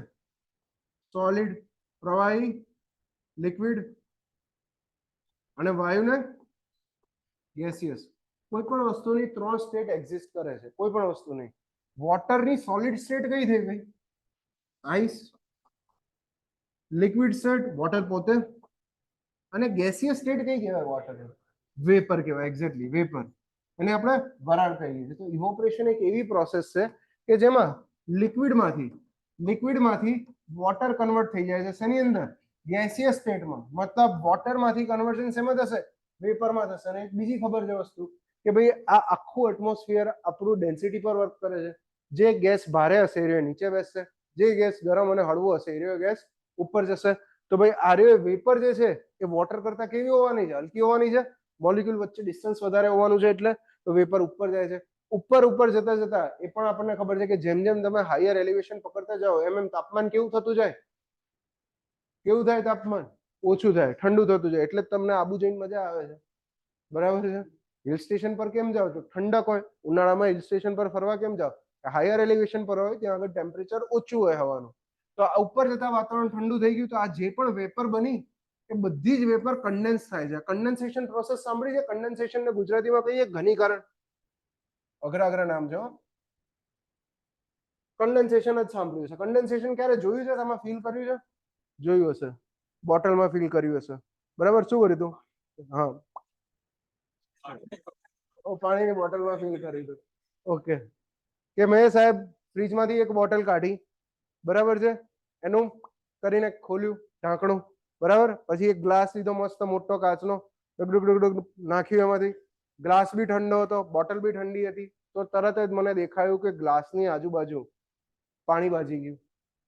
એ પાણી ક્યાંથી આવ્યું? તમે જે ગ્લાસમાં ભરેલું હતું એ પાણી લીક થઈને આવ્યું? ના. એ કયું વોટર હતું? એટમોસ્ફિયરમાં જે પાણી હતું, એ એટમોસ્ફિયરની અંદર જે પણ વરાળ રહેલી હતી એ તમારા ગ્લાસના ઠંડા સરફેસ પર ચોંટવા લાગી અને શેની અંદર કન્વર્ટ થઈ ગઈ? લિક્વિડમાં. તો જે વેપર લિક્વિડમાંથી બની હતી એ જ વેપર વળી પાછી લિક્વિડમાં કન્વર્ટ થઈ ગઈ, પણ કઈ જગ્યાએ? એટમોસ્ફિયરમાં, હાઈટ પર. તો આ જગ્યાએ મને જોવા મળે છે કન્ડેન્સેશન. ને આ જ કન્ડેન્સેશનના કારણે ક્લાઉડ્સનું ફોર્મેશન થાય છે. વાદળો, બરાબર, બાદલ ઇમ્પોર્ટન્ટ છે, જોઈ લો. વાદળો છે, અને આ જ વાદળો કે જેની અંદર પાણી ભરેલું હોય એ ટ્રાવેલ કરશે પવનના કારણે, વિન્ડના કારણે ટ્રાવેલ કરશે કઈ જગ્યાએ? અર્થના સરફેસ પર. હવે ઘણા ખરા વાદળો, સીધી વસ્તુ છે કે ઘણા ખરા વાદળો ત્યાંના ત્યાં પણ રહી જશે. ત્યાંના ત્યાં પણ વાદળોનું વજન એક લિમિટ કરતા વધી જશે, તરત વાદળા પોતે ખાલી થઈ જશે, મતલબ રેનફોલ થઈ જશે, વરસાદ પડી જશે. જેટલું પાણી એની પાસે છે એ બધું પાણી છોડી દેશે. તો મોટા ભાગનો વરસાદ ઓશિયન પર ને ઓશિયન પર જ થાય છે. આ વસ્તુ પણ ધ્યાન રાખજો. જેટલો વરસાદ આપણે જોઈએ છે એ વરસાદ તો આપણે જમીન પર ફીલ કરી રહ્યા છે, પણ મોટા ભાગનો વરસાદ દરિયામાં જ થઈ જાય છે. એટલે પેલું મેરા માલ ખરીદ કે મેરે કોઈ બેચ દિયા, એવું જ થયું ને? બરાબર, મેરા માલ ખરીદ કે મેરે કોઈ વાપસ બેચ દિયા. જે વધ્યું ઘટ્યું છે એ આપણી જોડે પાછું આવે છે. કઈ જગ્યાએ આવે છે? સરફેસ પર. હવે સરફેસ પર જે વરસાદ પડે અથવા તો સરફેસ પર એટમોસ્ફિયરમાંથી રહેલી મોઇસ્ચર જે પણ નીચે આવે એને, એ પ્રોસેસને આપણે પ્રેસિપિટેશન કહીએ છીએ. પ્રેસિપિટેશન. હવે પ્રેસિપિટેશન શું છે ડિટેલમાં જોઈશું, આના પછીનું ચેપ્ટર એ જ છે, રાઈટ. વરસાદ જમીન પર પડે તરત શું થાય? તમે તો ઓબ્ઝર્વ કરો છો, કાલ ઉઠીને વરસાદ જમીન પર પડ્યો છે, પહેલો વરસાદ આવ્યો તો ત્યારે જોયું હશે ખાબોચિયા ઓછા ભરાયા હશે. કેમ ઓછા ભરાયા છે? પહેલા વરસાદમાં ખાબોચિયા, પાણી જમીનમાં ઉતરી જાય છે, જમીનની અંદર હજી પાણી નથી આવ્યું. મોટા ભાગનું વોટર, ઘણું બધું પાણી આ રીતે જમીનમાં પણ ઉતરશે. જમીનમાં જે પણ પાણી ઉતરશે એ પ્રોસેસને હું ઇન્ફિલ્ટ્રેશન કહું છું. ઇન્ફિલ્ટ્રેશન કહું છું, રાઈટ. હજી પણ પાણી નીચે ઉતરે છે, જમીનમાં ઉતર્યું, જમીનમાં ઉતરેલું પાણી ઓર નીચે ગયું, તો એને હું પર્કોલેશન કહું છું, ડીપ પર્કોલેશન કહું છું, રાઈટ. હજી વરસાદ ચાલુ જ છે, પાણી જમીનમાં ઉતરવાની કેપેસિટી આવી ગઈ પાણીની. હવે પાણી જમીન પર ભરાવાનું ચાલુ થયું, ખાબોચિયા ભરાવાનું ચાલુ થયું. શું પાણી ભરાઈ રહેશે? ના, ફ્લુઇડ છે. જે સાઈડ એને ફ્લો મળશે, જે સાઈડ એને સ્લોપ મળશે એ સાઈડ પ્રેમથી વહી જશે, રાઈટ. તો જે પણ વરસાદનું પાણી વધ્યું એ રીતે ફ્લો થવા લાગ્યું, અને એ જ ફ્લોને આપણે રન ઓફ કહીશું. એ જ ફ્લોને રન ઓફ કહીશું. તો જો સરફેસ રન ઓફ પણ દેખાય છે, રાઈટ. તો રોડ પર ક્યારેક તમે જો કે ભાઈ પાણી વહી જતું દેખાય છે, એક બાજુ સ્લોપ છે, તો એ શું છે? સરફેસ રન ઓફ નો જ એક પાર્ટ છે. વરસાદ પડ્યા પછી, વરસાદ એટલો બધો પડ્યા પછી રોડ પર દેખાય ઘણી વખત, અથવા તો ઘણી વખત ટીવીમાં વિડીયો જોવા મળે કે ભાઈ પાણી એક સાથે બધું જતું દેખાય છે, તો રન ઓફ જ છે. એ રન ઓફ વાળું પાણી કોઈ એક જગ્યાએ જઈને સ્ટોર થશે, જેમ કે ક્યાંક ડેમ બનાવ્યો તો સ્ટોર થઈ ગયું પાણી, કઈ વાંધો નહીં. બીજું શું થશે કે જમીન પર જેટલું પણ પાણી જમીન નીચે ગયું છે, આ બધી જ વનસ્પતિ અત્યારે બહાર જોશો તો ભાઈ મસ્ત લીલોતરી જોવા મળશે ને. ગાંધીનગરમાં તો ઓર મોજ પડશે તમને, બરાબર છે. ગાંધીનગર સિટી જેવું છે કે ચોમાસાની અંદર મજા અલગ હોય, શિયાળાની મજા અલગ હોય, બસ ઉનાળામાં ખાલી મરવો હોય અહીંયા આગળ, બરાબર ને. ગરમી નેક્સ્ટ લેવલની હોય. એટલે અત્યારે તમે જોશો, ઓબ્ઝર્વ કરશો, બહાર બધી જગ્યાએ લીલોતરી જોવા મળશે. શું કર્યું તો આ વનસ્પતિ છે, જેટલી પણ વનસ્પતિ ને વેજીટેશન છે, જમીનમાં જે પાણી ઉતર્યું છે એ જ પાણીને એબ્ઝોર્બ કરીને એ લોકોએ પોતાના માટે ખોરાક બનાવ્યો છે, રાઈટ. તો આ જે પ્રોસેસ થઈ એ પ્રોસેસને આપણે કહીશું ટ્રાન્સપિરેશન. ઘણું ખરું પાણી આ સ્ટોરેજ કરી રાખ્યું છે, એ સ્ટોર કરેલા પાણીમાંથી પણ ઇવોપરેશન થશે, તો ઇવોપરેશન કહીશું, રાઈટ. બીજું જે વધેલું રન ઓફ થયેલું વોટર હશે એ રીતે પાછું સરફેસ ફ્લો થી ઓશિયનની અંદર આવી જશે, નદી દ્વારા પાછું ઓશિયનમાં આવી જશે. તો આ જે આખું સર્કલ છે, આ એક આખું સર્કલ કહેવાય છે હાઇડ્રોલોજિકલ સાયકલ. Hydrological cycle. અને કોઈ પણ વસ્તુની મૂવમેન્ટ માટે એક નિયમ છે કે એનર્જી હોય તો મૂવ થાય. તો આ વસ્તુને બહારથી કોઈ એનર્જી આપતી હશે જેના કારણે આ આખી પ્રોસેસ થઈ રહી છે. કઈ એનર્જી મળે છે બહારથી? સન. તો યાદ રાખજો, આ પણ એમસીક્યુ છે, તમારા બુકમાં લખેલો છે, મટીરિયલમાં લગભગ લાસ્ટ લાઈન લખેલી છે કે the sun is the only source of hydrological cycle. લખી છે?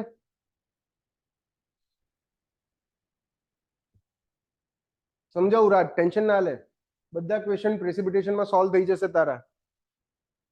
કેમ ભાઈ ચોમાસામાં ઉનાળામાં વરસાદ થાય છે ને કેમ નથી થતો, મોન્સૂનમાં જ કેમ આપણે ત્યાં ભાઈ એકલો રેનફોલ જૂનથી સપ્ટેમ્બરમાં જ કેમ જોવા મળે છે, બરાબર? બાકી બધા જ દેશોમાં, દુનિયાના બાકી જેટલા દેશો જોવા જાવ ત્યાં રેનફોલ કોણ, તો સીઝન તમે પૂછો તો સીઝન બે જ સીઝન કે, કાં તો સમર કે કાં તો વિન્ટર કે. અને એ લોકો વરસાદ ના કે, મોન્સૂન ના બોલે, એ લોકો શું કે સમર રેનફોલ કે અથવા તો વિન્ટર રેનફોલ કે, અથવા તો વિન્ટર રેનફોલ ના બદલે ત્યાં સ્નોફોલ થતો હોય, બરાબર છે? આપણે ત્યાં કેવું છે, આપણે ત્યાં 3 સીઝન છે, શિયાળો, ઉનાળો અને ચોમાસું, સમર, વિન્ટર, મોન્સૂન. કેમ ભાઈ આવી સિચ્યુએશન છે? આપણા ત્યાં વરસાદ પડે છે તો આપણા ત્યાં ભાઈ વરસાદ મેક્સિમમ રેનફોલ કેમ ખાલી મોન્સૂન સિઝનમાં જ પડે છે, ચોમાસાની સિઝનમાં જ, અને આપણા માટે સિઝન અલગથી કેમ છે એ પણ સમજવાનું છે આની અંદર આગળ.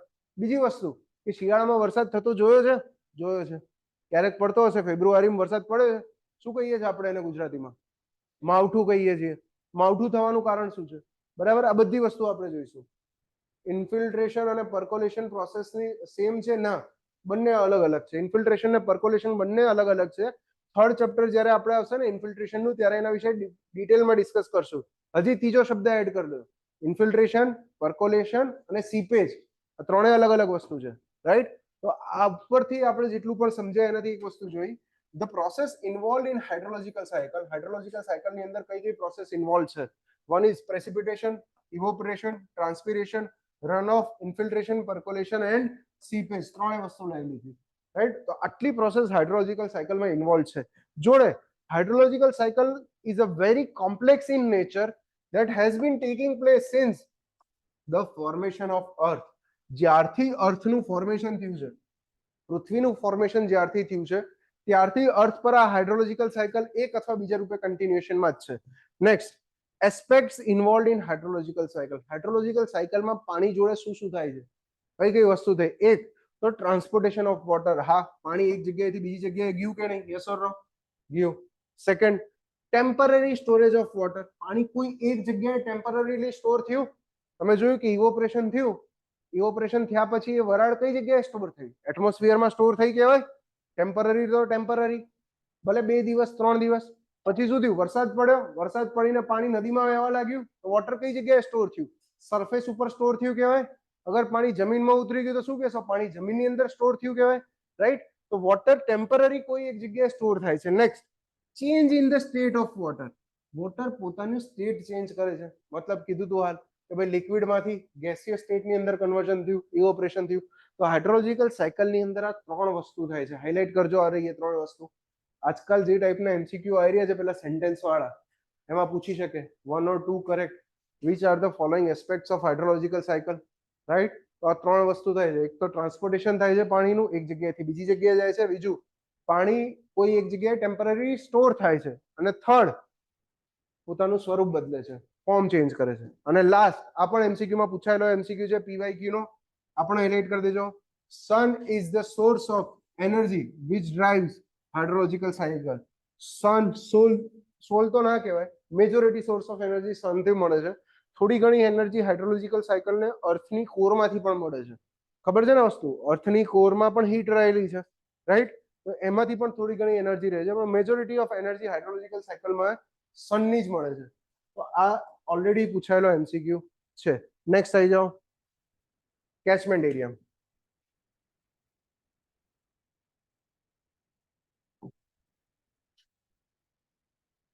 મજા આવે એવો ટોપિક છે.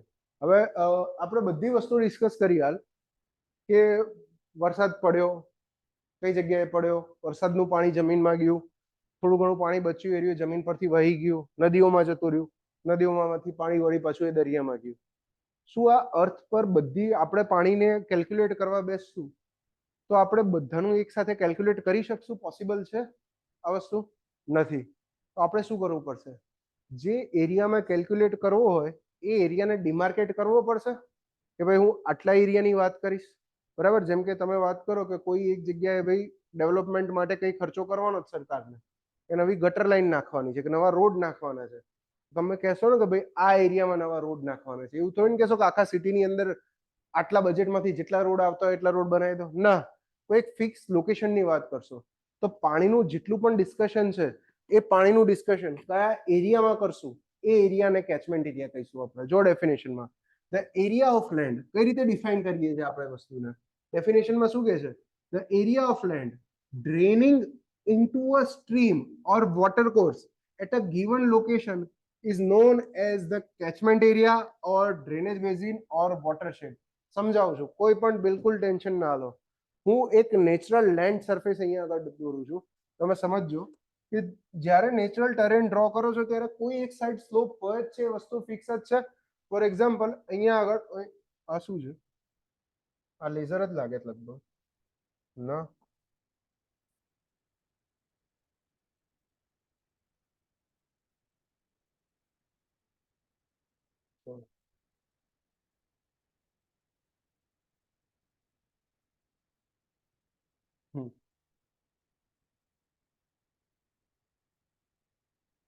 પર્વત છે, માની લીધું, માની લો ને પર્વત છે, કુદરતી દ્રશ્ય મેં બનાવવાનો ટ્રાય કર્યો છે એની ઉપર, બરાબર છે.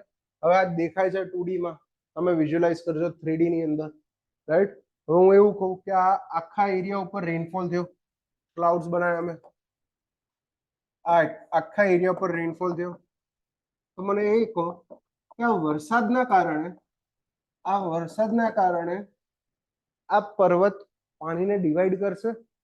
જેમ કે આખા એરિયા પર રેનફોલ થાય છે, તો આ પર્વતની જે આ લાઈન છે જે મેં દોરી છે, જે મને દેખાય છે, એ લાઈનથી મારી સામેની બાજુ જેટલો પણ વરસાદ પડશે એ બધું પાણી ભેગું થતું આ બાજુ નીચે ડ્રેન થઈને આવશે, અને પાછળની બાજુ જેટલો વરસાદ પડશે એ બધું ઓપોઝિટ સાઈડ જતું રહેશે, રાઈટ.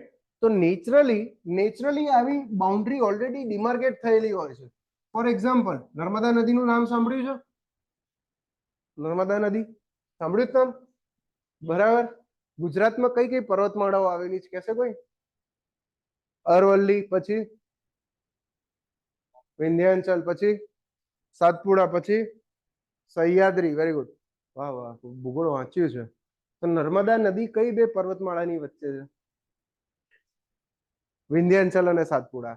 તો એ જ રીતે સમજો કે નર્મદા નદીની નોર્થમાં આ વિંધ્યાચલ પર્વતમાળા છે અને સાઉથની અંદર સાતપુડા પર્વતમાળા છે, રાઈટ. તો નદી કઈ રીતે બને એ સમજાવું છું તમને. નદી કઈ રીતે બનશે? આ રીતનો એરિયા છે, આ આખા એરિયા પર જ્યારે વરસાદ પડે છે ત્યારે એક વસ્તુ ક્લિયર છે કે આ જે સાતપુડા પર્વતમાળા છે એની ઓપોઝિટ સાઈડ જેટલો વરસાદ પડ્યો, અંદરની સાઈડ જે મને દેખાતો નથી, એ બધો ભેગો થઈને આ જ સાઈડ જવાનો છે. યસ ઓર નો? તો આ ડિમાર્કેટ થયેલા એરિયાને અને આ જ બધો વરસાદ ભેગો થઈને શું બનાવશે? અહીંયા એક મોટું મેજર સ્ટ્રીમ બનાવશે. એક મેજર સ્ટ્રીમ વચ્ચેથી આ રીતે બનાવશે, રાઈટ. અને આ મેજર સ્ટ્રીમને જ આપણે રિવર કરશું. તો કેચમેન્ટ એરિયા કોને કીધું? કેચમેન્ટ એરિયાની ડેફિનેશન પર પાછા આવો. હવે કેચમેન્ટ એરિયાની ડેફિનેશન પર પાછા આવો. શું કે છે? The area of land. Catchment area શું છે? બેસિકલી એક એરિયા છે. કેનો એરિયા છે? જમીનનો એક એરિયા છે. કયો એરિયા એ સમજવાનો છે. ડ્રેનિંગ ઇનટુ અ સ્ટ્રીમ ઓર વોટર કોર્સ. વોટર કોર્સ અથવા તો સ્ટ્રીમ, એનો અર્થ થાય રિવર જ થાય. રિવરની અંદર કેટલો એરિયા ડ્રેન કરે છે પાણીનો, એને હું કહીશ કેચમેન્ટ એરિયા. ફોર એક્ઝામ્પલ આ નર્મદા રિવરની વાત કરીએ અને હું એવું કહું છું અહીંયા આગળ કે નર્મદા રિવરના આર્યા ક્રોસ સેક્શન પર, આ ક્રોસ સેક્શન પર પાણી આવશે, પાણી આ ડાયરેક્શનમાં ફ્લો થતું આવશે, તો કેટલા એરિયામાંથી ડ્રેન થયેલું પાણી આવશે? આ કેટલા એરિયામાંથી ડ્રેન થયેલું પાણી અગર મારે બતાવવું હોય તો હું કઈ રીતે બતાવી શકું? આ રીતે બતાવી શકાય કે આટલા એરિયામાંથી ડ્રેન થયેલું પાણી, આ સેક્શન પર આવશે. યસ ઓર નો? તો આ જે પિંક કલરથી બાઉન્ડ્રી ડિમાર્કેટ કરી, આ પિંકી જે કર્યું એ પિંકીને જ કહેવાય કેચમેન્ટ એરિયા. આ જ થયો કેચમેન્ટ એરિયા. હવે અહીંયા કીધું સતપુડા માઉન્ટેન રેન્જ, તો સતપુડાની સાઉથમાં પણ કોઈ પાણી આવવાનું છે? યસ ઓર નો કહેજો. વરસાદ જે અહીંયા પડશે, આ ડાયરેક્શનમાં વરસાદ પડશે તો અહીંયા પણ પાણી આવશે, રાઈટ. તો એ જ રીતે નર્મદાની નીચે અને પેરેલલ બીજી રિવર છે. શું નામ છે એ રિવરનું કહેશે કોઈ? સતપુડાની નીચે તાપી રિવર. સાંભળ્યું છે ને? તાપી નદી છે એવું. એટલી તો ખબર છે ને, કોઈ પણ સિવિલાઇઝેશન બિલ્ડ થઈ હોય તો એ નદી કિનારે જ થઈ હોય. યાદ રાખજો આ વસ્તુને, તો ભણતા આવ્યા છો ભાઈ વર્ષોથી. યુફ્રેટીસ ને ત્રેગીસ નદીના કિનારે મેસોપોટામિયા સિવિલાઇઝેશન લઈ લો, ઇજિપ્તની લઈ લો, કોઈ બી લઈ લો, કે ભાઈ ગંગા નદીના કિનારે ઇન્ડિયન સિવિલાઇઝેશન આપણી વૈદિક વાળી લઈ લો, કે પછી સરસ્વતી નદીના કિનારે, સિંધુ નદીના કિનારે ઇન્ડસ વોટર સિવિલાઇઝેશન લઈ લો, ઇન્ડસ વેલી સિવિલાઇઝેશન. તો રિવર પિવોટલ રોલ પ્લે કરે છે સિવિલાઇઝેશનના ડેવલપમેન્ટ. સુરત આખું સિટી ડેવલપ ડિપેન્ડ કરે છે તાપી રિવર પર. તાપી રિવર સિવાય સુરત પાસે કોઈ ઓપ્શન નથી. ભરૂચ અંકલેશ્વર ડિપેન્ડ કરે છે નર્મદા રિવર પર. તો આનો અર્થ શું થયો? આ મેપ જોઈને એક વસ્તુ મને એ ખબર પડી કે એક કેચમેન્ટ એરિયાને અડીને જ બીજો કેચમેન્ટ એરિયા હશે. કરેક્ટ? કે એક બાજુ પાણી ગયું બીજી બાજુ જવાનું જ છે. એક કેચમેન્ટ એરિયાને અડીને જ બીજો કેચમેન્ટ એરિયા હશે. અને આ જે પહેલો કેચમેન્ટ એરિયા અહીંયા આગળ બતાવી દીધો, આની એક બાઉન્ડ્રી ડિમાર્કેટ થઈ છે. પિંક કલરની, લાઇટ પિંક કલરની દેખાય તમને? તો આ કેચમેન્ટની બાઉન્ડ્રીને કહેવામાં આવશે મારા ભાઈ રીજ લાઇન અથવા તો ડિવાઇડ લાઇન. બહુ બધી વખત આ એમસીક્યુ પૂછાયેલો છે, હાઇલાઇટ કરી દેજો. A catchment area is separated from its neighboring areas. એક કેચમેન્ટ એરિયા બીજા કેચમેન્ટ એરિયાથી સેપરેટ થાય છે. તેનાથી સેપરેટ થાય છે, રીજ થી સેપરેટ થાય છે. એને કહીએ છીએ ડિવાઇડ લાઇન ઓર વોટરશેડ ઓર રીજ લાઇન. અહીંયા લખવું હોય તો લખી દો, 3 નામ થઈ ગયા એના.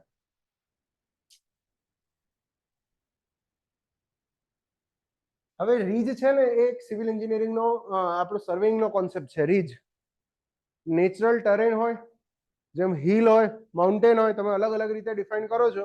એ જ રીતે રીજ હોય. રીજ કોને કહેવામાં આવે? કે હાઈએસ્ટ એલિવેશન વાળા પોઈન્ટને જોડીને જે લાઈન બનાવવામાં આવે એને રીજ કહેવામાં આવે. રાઈટ? Highest elevation. સર્વે ચાલશે એટલે આઈડિયા આવી જશે, કોઈ ટેન્શન નથી. તો એક કેચમેન્ટ બીજા કેચમેન્ટને કઈ રીતે અલગ પાડે છે? રીજ લાઈનથી અલગ પાડે છે. તો આનો અર્થ શું થયો? આ કેચમેન્ટ અહીંયા આગળ બનાવ્યું, આની બાજુમાં બીજું કોઈ કેચમેન્ટ આ રીતે હોવું જોઈએ. રાઈટ? આ રિવર બનાવી દીધી, ચલો કેચમેન્ટ બનાવવું છે તો આ બાઉન્ડ્રી આની આ રીતે થઈ ગઈ. આ કેચમેન્ટની બાઉન્ડ્રી આ સેકન્ડ બનાવી દીધી, સેકન્ડ બાઉન્ડ્રી બનાવી દીધી. હવે આ રિવર મેં અહીંયા આગળ કેમ બતાવી ખબર નહીં, થોડો આટલે જ નીકાળ દો કે આ રીતે રિવર આવે છે.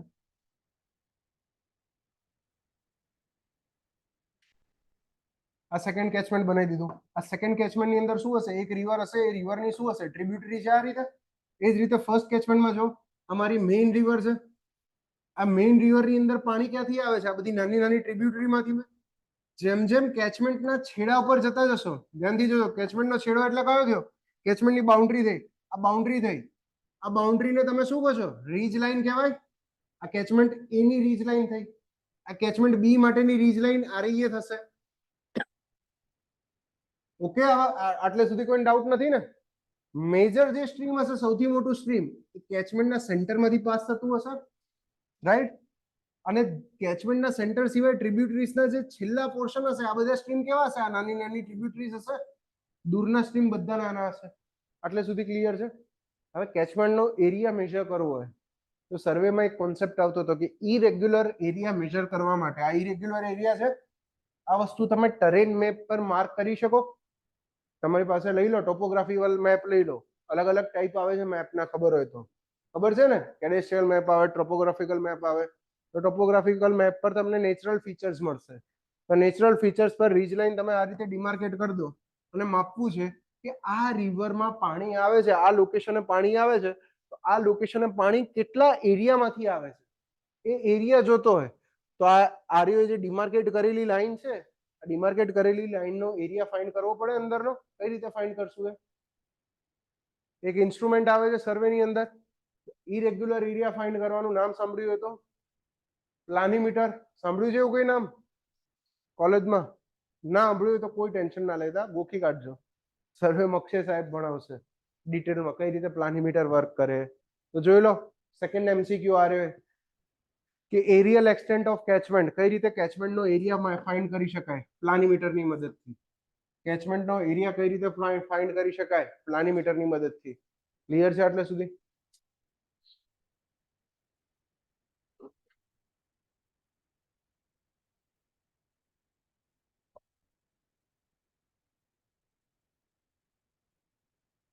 કોઈને કઈ ડાઉટ આટલે સુધી? ડિફિકલ્ટી કોઈ? તો જો નીચે એ જ વસ્તુ બતાવી છે. આ જગ્યાએ મેં કીધું રીજ લાઈનનું બીજું નામ ડિવાઇડ લાઈન પણ છે ને એને વોટરશેડ પણ કહેવાય છે. તો જો અહીંયા આગળ અગર મારે રીજ લાઈન માર્ક કરવી હોય તો હું આ રહી રીજ લાઈન માર્ક કરી શકું. આને રીજ લાઈન કહેવાય. કે આની આગળ જેટલો વરસાદ પડશે એ બધો વરસાદ અહીંયા એરોથી પણ દેખાય છે મને. રાઈટ? એરોથી પણ જોઈ શકાય છે. આ જે લાઈન માર્ક કરી એમાં એરોથી પણ જોઈ શકાય છે કે જેટલો આગળ અહીંયા વરસાદ પડે છે એ બધો વરસાદ ભેગો થતો થતો અહીંયા નીચે આવે છે. પાછળની સાઈડ વરસાદ પડશે, પાછળ ડ્રેન થઈ જશે, એનાથી લેવા દેવા જ નથી. પોકેમોન આ ક્લિયર છે? રાઈટ? અને આગળ જે વરસાદ ભેગો થાય છે બધો અહીંયા આગળ રિવરમાં ભેગો થઈને આટલા સુધી મારી પાસે આવે છે. હવે બે કેચમેન્ટ એરિયાને ડિવાઈડ કરતી લાઈન અગર જોવી હોય ને તો એ અહીંયા પણ જોઈ શકાય છે. ધ્યાનથી જો આમાં બે કેચમેન્ટ દેખાય છે ડિફરન્ટ ડિવાઈડ લાઈન, કે આ વચ્ચેની જે લાઈન છે, આ વચ્ચેની જે લાઈન છે જે સૌથી હાઈએસ્ટ એલિવેશન વાળી લાઈન છે એટલે ડ્રેનેજ ડિવાઈડ લાઈન કીધું, વોટરશેડ લાઈન કીધું, અથવા તો રીજ લાઈન કીધું. આની ડાબી બાજુ જેટલો પણ વરસાદ થયો એ વરસાદનું બધું પાણી ભેગું થઈને ક્યાં આવશે? રિવર એ ની અંદર આવશે. જમણી બાજુ જેટલો વરસાદ થશે એ વરસાદનું બધું પાણી ભેગું થઈને ક્યાં જશે? રિવર બી ની અંદર જશે. ક્લિયર છે આ રહી વસ્તુ? કેચમેન્ટ નો કોન્સેપ્ટ બધાને ક્લિયર? કોઈને કઈ ડાઉટ, ડિફિકલ્ટી? હવે હું જે પણ પાણીને રિલેટેડ વાત કરીશ, આપણે અત્યાર સુધી જોયું પ્રેસિપિટેશનની વાત કરી, ઇવોપરેશનની વાત કરી, ટ્રાન્સપિરેશનની વાત કરી, આ બધાની વાત હું કેચમેન્ટના લેવલે કરીશ. કેમ કે મેં એક યુનિટ ડિફાઇન કરી દીધું કે મારે ભાઈ કયા એરિયાની અંદર સ્ટડી કરવાનું છે, મારે કયા એરિયાની અંદર રિઝલ્ટ જોઈએ છે, એ મેં ડિફાઇન કરી દીધો. રાઈટ? તો નેક્સ્ટ થઈ જાવ water budget equation. Water budget equation હું પહેલા બેઝિક થોડા ઘણા સવાલ કરીશ તમને. રાઈટ? કેચમેન્ટ બધાને ખબર પડી ગઈ તો એવું માની લઉં છું. માનવામાં જ ભલાઈ છે. આ એક કેચમેન્ટ બનાવી દીધો, આ મારી મેજર રિવર બતાવી દીધી, આ મેજર રિવરની નજીક નજીક માઇનર રિવર પણ બતાવી દઈએ કે ભાઈ આ એની બીજી ટ્રિબ્યુટરીઝ છે નાની નાની, આ ટ્રિબ્યુટરીઝ છે બીજી. આ બધી ટ્રિબ્યુટરીઝ ભેગી થઈને આ મોટી રિવર બને છે. રાઈટ?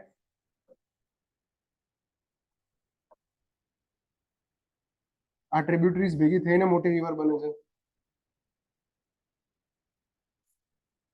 મોટી રિવર આઉટલેટ પર સૌથી વધારે ફ્લો કેરી કરતી હશે. આ કેચમેન્ટ બધાને ખબર પડી ગઈ.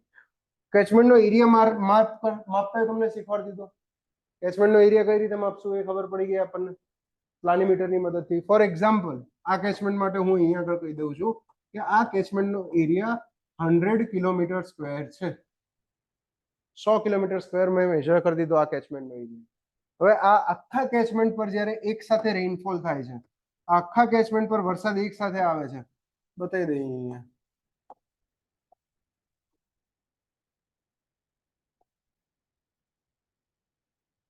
વરસાદ કઈ રીતે માપીએ છીએ આપણે? કોઈ કહે છે? રેનફોલ નું મેજરમેન્ટ શેમાં થાય છે ભાઈ? હા બોલો બોલો, સાંભળો છો ને છાપામાં કે આ જગ્યાએ આટલો વરસાદ પડ્યો. કેમાં પડ્યો વરસાદ? ઇંચની અંદર પડ્યો. ન્યૂઝપેપર વાળા ઇંચમાં કહે છે. કેમ? કેમ કે લોકલ પબ્લિક માટે કમ્યુનિકેશનમાં સૌથી ઈઝી વસ્તુ ઇંચ ચાલે છે. તમે સાદા કોન્ટ્રાક્ટરને જતા પૂછજો રસ્તામાં, કડિયાને જઈને પૂછજો, તે તમને ફૂટમાં માપ કહે છે. કેટલા ઇંચ બરાબર 1 ફૂટ થાય? 30 ઇંચ બરાબર 1 ફૂટ. 12 ઇંચ બરાબર 1 ફૂટ થાય. પાક્કું? લોક કિયા છે? 12 ઇંચ એટલે કેટલું થાય? પેલો હાથ આમ હજી 7:45 થયા છે.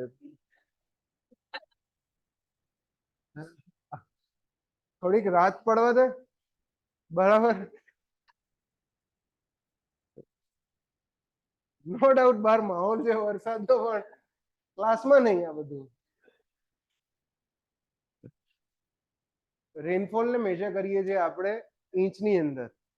બીજા શબ્દોમાં ઇંચને કહીએ તો સેન્ટીમીટરમાં કન્વર્ટ કરતા ફાવે, ની અંદર કન્વર્ટ કરતા ફાવે.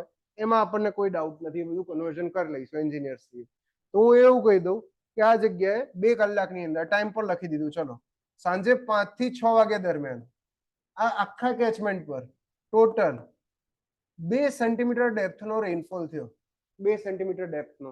આનું બેઝિક વસ્તુ શું થાય? આની બેઝિક વસ્તુ થાય, કોઈ પણ જગ્યાએ જયારે એવું સાંભળો છો ને કે આ વિસ્તારમાં 0.5 ઇંચ વરસાદ પડ્યો, 1 કલાકમાં 3 ઇંચ વરસાદ પડ્યો, એનો અર્થ એ થાય જેટલું પણ પાણી એટમોસ્ફિયરમાંથી જમીન પર આવ્યું છે, અગર એ બધા વરસાદના પાણીને ભેગા કરી દેશો આખી જમીન પર, તો મારી આખા લેન્ડ પર એ 2 ઇંચ કે 1.5 ઇંચ કે 0.5 ઇંચની ડેપ્થનું પાણી ભરાઈ જશે. પણ પાણી એટલું ભરાયેલું રહેતું નથી. કેમ? કેમ કે જે બાજુ સ્લોપ હશે એ બાજુ વહી જશે બધું પાણી. રાઈટ? પણ અહીંયા તો મને ખબર છે. શું ખબર છે ભાઈ? કેચમેન્ટનો એરિયા 100 કિલોમીટર સ્ક્વેર છે, રેનફોલની ડેપ્થ 2 સેન્ટીમીટર છે. આનો અર્થ શું થયો? આનો અર્થ એ થયો કે આ 2 સેન્ટીમીટર ડેપ્થનું પાણી આખા જેટલો વરસાદ પડ્યો 5 થી 6 દરમિયાન, એ બધા વરસાદના પાણીને આ કેચમેન્ટ પર હું ઇક્વલી ડિવાઈડ કરી દઉં તો બધી જ જગ્યાએ 2 સેન્ટીમીટર વોટરની ડેપ્થ થઈ જાય. તો આનાથી મને એક બીજી વસ્તુ ખબર પડી છે કે શું ખબર પડી છે કે વોલ્યુમ, કેટલું વોલ્યુમ એડ થયું મારા કેચમેન્ટની અંદર હું એ પણ નીકાળી શકું. આ રીતે લખું કે ભાઈ volume of water added in catchment. જો વોલ્યુમ ઓફ વોટર એડેડ, આખા કેચમેન્ટમાં કેટલું પાણી એડ થયું 5 થી 6 દરમિયાન. વરસાદ પડ્યો તો પાણી એડ થયું ને એટમોસ્ફિયરમાંથી જમીન પર, તો કેટલું વોટર એડ થયું? કઈ રીતે નીકાળશો? વોલ્યુમ નીકાળવા માટે શું કરવું પડે ભાઈ, કહેશે કોઈ? વોલ્યુમ માટે શું કરવાનું? એરિયા ઇન્ટુ, બહુ બેઝિક લે, v is equal two a into d. બરાબર. એરિયા કેટલો છે? 100 કિલોમીટર સ્ક્વેર. ચલો બધું મીટર ક્યુબમાં કરવું હોય, કિલોમીટર સ્ક્વેર ને મીટર સ્ક્વેરમાં કઈ રીતે ફેરવાય? 10 ની 6 ઘાત થી મલ્ટીપ્લાય કરો. 100 ગુણ્યા 10 ની 6 ઘાત metre square multiply by depth. કેટલી લખી છે? 2 સેન્ટીમીટર. 2 સેન્ટીમીટર ને મીટરમાં ફેરવવું હોય તો શું કરવું પડે? 10 ની માઇનસ 2 ઘાત. શું જવાબ આવશે? 200 ગુણ્યા 10 ની 4 ઘાત મીટર ક્યુબ. આને હું આમ પણ લખી શકું. શું લખી શકાય? 2 ગુણ્યા 10 ની 6 ઘાત મીટર ક્યુબ, અથવા તો આને 2 મિલિયન મીટર ક્યુબ પણ લખાય. તો 1 કલાકની અંદર સાંજે 5 થી 6 દરમિયાન 2 મિલિયન મીટર ક્યુબ જેટલું પાણી મારા કેચમેન્ટ પર એડ થઈ ગયું. મને આ વસ્તુ ખબર પડી આનાથી. 1 કલાકમાં આ વસ્તુ એડ થઈ ગઈ. હવે આ જેટલું પણ આવ્યું પાણી એને હું ઇનફ્લો કહીશ, યસ ઓર નો? મારા કેચમેન્ટમાંથી તો ઇનફ્લો જ છે ને, ઉપરથી ક્યાંયથી આવે છે. હવે પાણીનું થાય છે શું? 5 થી 6 દરમિયાન વરસાદ પડ્યો એટલે હું મોમેન્ટરીલી બતાવી દઉં કે આ આખા એરિયામાં મોમેન્ટરીલી એટલે કે બહુ થોડાક ટાઈમ માટે, બહુ જ શોર્ટ ટાઈમ માટે આ આખા એરિયામાં 2 સેન્ટીમીટરની ડેપ્થનું પાણી ભરાયેલું હશે. બધી જ જગ્યાએ ડેપ્થ કેટલી હશે પાણીની? 2 સેન્ટીમીટર હશે. પણ શું પાણી એમનું એમ રહેશે? ના. જે બાજુ ઢાળ હશે એ બાજુ વહી જશે. અને એ પાણી, એ બધા ઢાળ વાટે પાણી વહેતું વહેતું ક્યાં આવશે? સૌથી પહેલા દૂરના એરિયામાંથી આ નાના સ્ટ્રીમમાં આવશે. અહીંથી ભેગું થતું મોટા સ્ટ્રીમમાં એડ થશે. એ જ રીતે અહીંયા એડ થશે. મતલબ શું થાય છે? વોટર એમનું એમ નથી રહેતું. જે ઇનફ્લો થયો એ ઇનફ્લોનું આ જગ્યાએથી આઉટફ્લો પણ થાય છે. આ કેચમેન્ટનું આઉટલેટ છે. કેચમેન્ટનું આઉટલેટ એટલે એવું માની લો કે આ જગ્યાએ દરિયો આવી, નદી ખાલી પણ થાય છે રોજ દરિયામાં. અબજો લીટર પાણી રોજ દરિયામાં જાય છે. તો જે પાણી એડ થયું એ પાણી બહાર પણ નીકળે છે. તો એક બેઝિક વોટર બજેટ ઇક્વેશન છે કે mass inflow minus mass outflow is equal to change in mass storage. અને યાદ રાખવું હોય તો આ જ વસ્તુ નીચે આ ફોર્મેટમાં લખી છે. વોલ્યુમ ઓફ વોટર કે જે એન્ટર થાય માઇનસ વોલ્યુમ ઓફ વોટર જે બહાર નીકળે, આ બંનેની બાદબાકી કરો ને તો એ સ્ટોરેજમાં જે ચેન્જ થયો એના જેટલું હોય. કઈ રીતે સમજાવું? બહુ મસ્ત રીતે સમજાવું. રોજ સવાર નાહો છો કે નહીં નાતા? અત્યારે તો નાવું પડે. લે, શિયાળામાં ના નાતા હોય તો બરાબર, હું ના નહીં પાડું શિયાળામાં. શિયાળામાં અઠવાડિયે વાળી પબ્લિક હોય એમ. અહીંયા ક્લાસમાં હોય એટલે કેવું પડે કાલે નહીં ના આવજે પ્લીઝ. બરાબર. એકાદ બે બેચમાં તો એવી નોટો હતી કે જે ધાબળો ઓઢીને ઊંઘ્યા હોય એ જ ધાબળો ઉઠાઈને જય શ્રી રામ કરીને આવી જવાનું. એવું એ વખતે કેવું ક્લાસ બી 7 વાગે સવારના ચાલુ થાય. તો અત્યારે તો તમને થોડાક પંપાળીને રાખીએ છીએ અમે. બીજો એકાદ મહિનો જવા દો, પછી રાઉસ થશો તમે લોકો થોડા. તો સવારે નાહો છો, માની લો કે ડોલ છે. ડોલની અંદર, ડોલની આખી કેપેસિટી 20 લીટરની છે. ડોલમાં ઓલરેડી પહેલેથી 7 લીટર જેટલું પાણી પડેલું છે. કેટલું વોટર છે? 7 લીટર જેવું. આ ડોલને મારું કેચમેન્ટ ગણી લો. ગણી શકાય? યસ. કેચમેન્ટની અંદર રિવર હશે, લેક પહેલેથી હશે. તો આ 7 લીટર જેટલું પાણી પહેલેથી મારા ડોલમાં છે જ. તો આને ઇનિશિયલ સ્ટોરેજ તરીકે લખી શકું, SI. Initial storage is equal two 7 litre. હવે શું કરો છો? હવે તમે નળ ચાલુ કરો છો ઉપરથી, બરાબર. 1 મિનિટ કે 2 મિનિટની અંદર ઉપરથી તમે પાણી એડ કરાવો છો 5 લીટર જેટલું. તો આ 5 લીટર શું એડ કરાવ્યું? વોલ્યુમ ઓફ વોટર ઇનફ્લો કરાવ્યું તમે, નવું એડ કરાવ્યું. તો V બતાવ, ઇનફ્લોનું પાણી VI is equal to 5 litre થઈ ગયું. આના કારણે ટોટલ પાણી આ ડોલમાં કેટલું થશે? 12 લીટર જેટલું થશે. આ 7 નું લેવલ બીજું 5 એડ થયું, ઉપર એડ થયું ને, આ બે ભેગું થઈને કેટલું થઈ ગયું? 12 થઈ ગયું. હવે તમે નાવા બેઠા, બરાબર. શિયાળો છે, વધારે નાવાની ઈચ્છા નહીં, એટલે એક ડબલું આમ કરીને નાખ્યું, હર હર મહાદેવ કરીને જય શ્રી રામ, ઉભા, ચલો પતી ગયું. આજે આટલું જ નવાઈ ગયું, બધું આવી ગયું. એમાં બ્રશ આવી ગયું, નાવાનું આવી ગયું, બધું આવી ગયું, માથું ધોવાઈ ગયું. એક ડબલું ખાલી કર્યું. મતલબ માની લો કે 1 લીટર જેટલું. તો તમે પાણી બહાર લઈ ગયા. આ 12 લીટરમાંથી પાણી બહાર લઈ ગયા. કેટલું પાણી બહાર લઈ ગયા? આઉટફ્લો ગણું છું. કેટલું ગણું છું? 1 લીટર જેટલું ગણું છું. તો અહીંયા આપણું ઇક્વેશન શું કહે છે કે ઇનફ્લો અને આઉટફ્લો ની બાદબાકી કરો. Volume of water inflow minus volume of water outflow કરો. કેટલું થાય યાર એ વસ્તુ? VI minus VO. 5 માઇનસ 1 કેટલું થાય? 5 minus 1 is equal two 4 litre. 4 litre થયું ઇઝ ઇક્વલ ટુ આ કેના જેટલું થવું જોઈએ? સ્ટોરેજ કેટલું ચેન્જ થયું? ઇનિશિયલ સ્ટોરેજ કેટલું હતું મારું? 7 લીટર જેટલું સ્ટોરેજ હતું. ફાઇનલ સ્ટોરેજ કેટલું થશે? આ 12 માંથી હજી તમે એક બાદ કરશો ને, બહાર નીકાળી દેશો એટલે કેટલું થયું ફાઇનલ સ્ટોરેજ? 11 લીટર જેટલું થયું. તો change in storage delta S is equal two final storage minus initial storage. 11 minus 7 કેટલું આવ્યું? 4 લીટર આવ્યું. ખબર પડી ગઈ યાર? Change in storage VI minus inflow minus outflow is equal two શું થાય? ચેન્જ ઇન સ્ટોરેજ જેટલું થાય. આ યાદ રાખજો, આ યાદ રાખજો, આ ઇક્વેશન યાદ રાખજો. કેચમેન્ટમાં જેટલું પણ પાણી એન્ટર થશે એમાંથી જેટલું પણ પાણી બહાર જતું રહેશે, બંનેની બાદબાકી કરશો તો જેટલું પણ સ્ટોરેજ પહેલેથી હશે ને એમાં જેટલો સુધારો વધારો થશે એના જેટલું હશે. રાઈટ? હવે આ જ વસ્તુને હું કેચમેન્ટના પર્સપેક્ટિવમાં કહું કે કેચમેન્ટની અંદર હાલ જ જોયું કે પાણી આવશે કેચમેન્ટમાં, કોઈ એક કેચમેન્ટમાં વોટર આવશે તો ક્યાંથી આવશે? રેનફોલથી જ આવશે. પૃથ્વી પર પાણી આવવાનો સોર્સ જ એક છે, જમીન પર પાણી આવવાનો કે વરસાદથી જ આવશે. રાઈટ? તો હું વરસાદ જે છે એને આપણે પ્રેસિપિટેશન કહીએ છીએ, હાલ પૂરતું એ યાદ રાખો.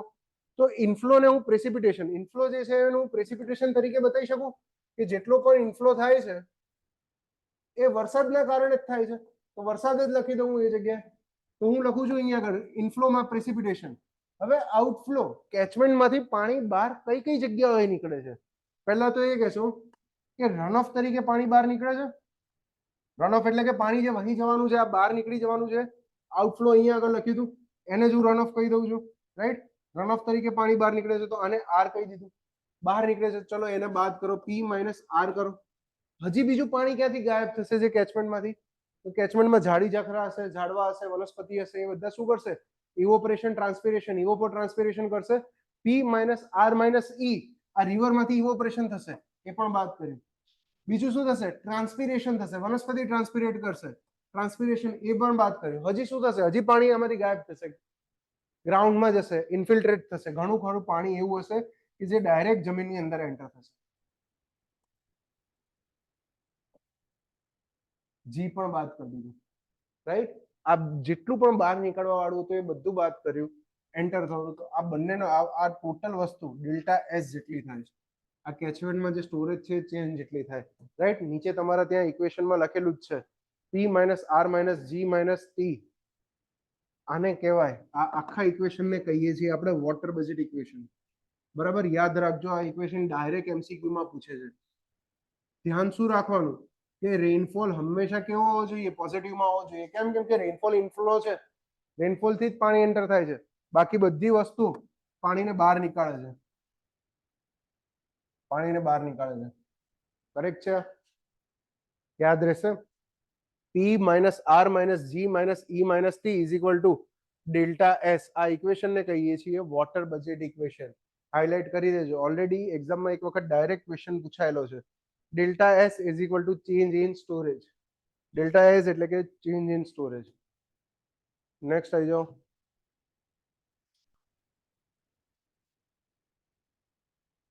હવે એઝ એન એન્જિનિયર મને એક વસ્તુ એ કહો કે તમારે કોઈક જગ્યાએ પાણી પહોંચાડવું છે. માની લો કે આ નર્મદાનું કેચમેન્ટ છે. શું અત્યારે આપણે જે જગ્યાએ બેઠા છીએ ગાંધીનગર, એ નર્મદાના કેચમેન્ટમાં આવે છે એરિયા?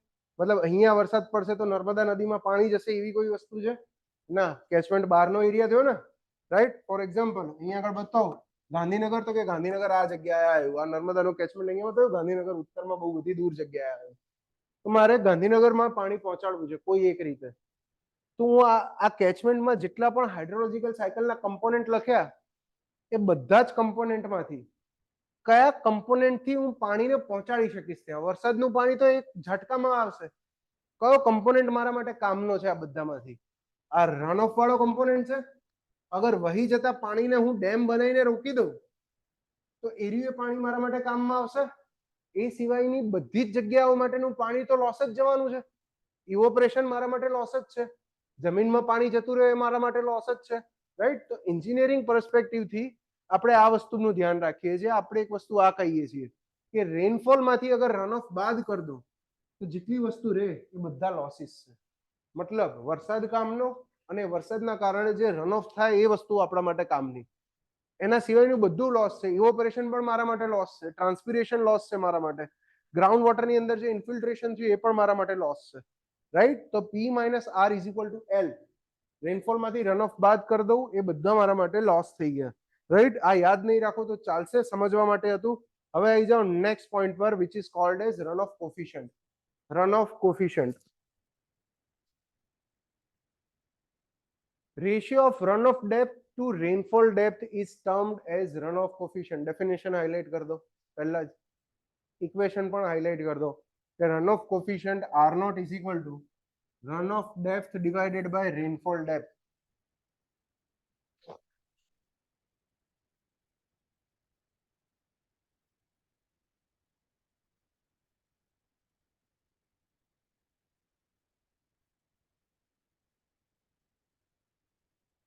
ઓકે, હવે આ જગ્યાએ આવો.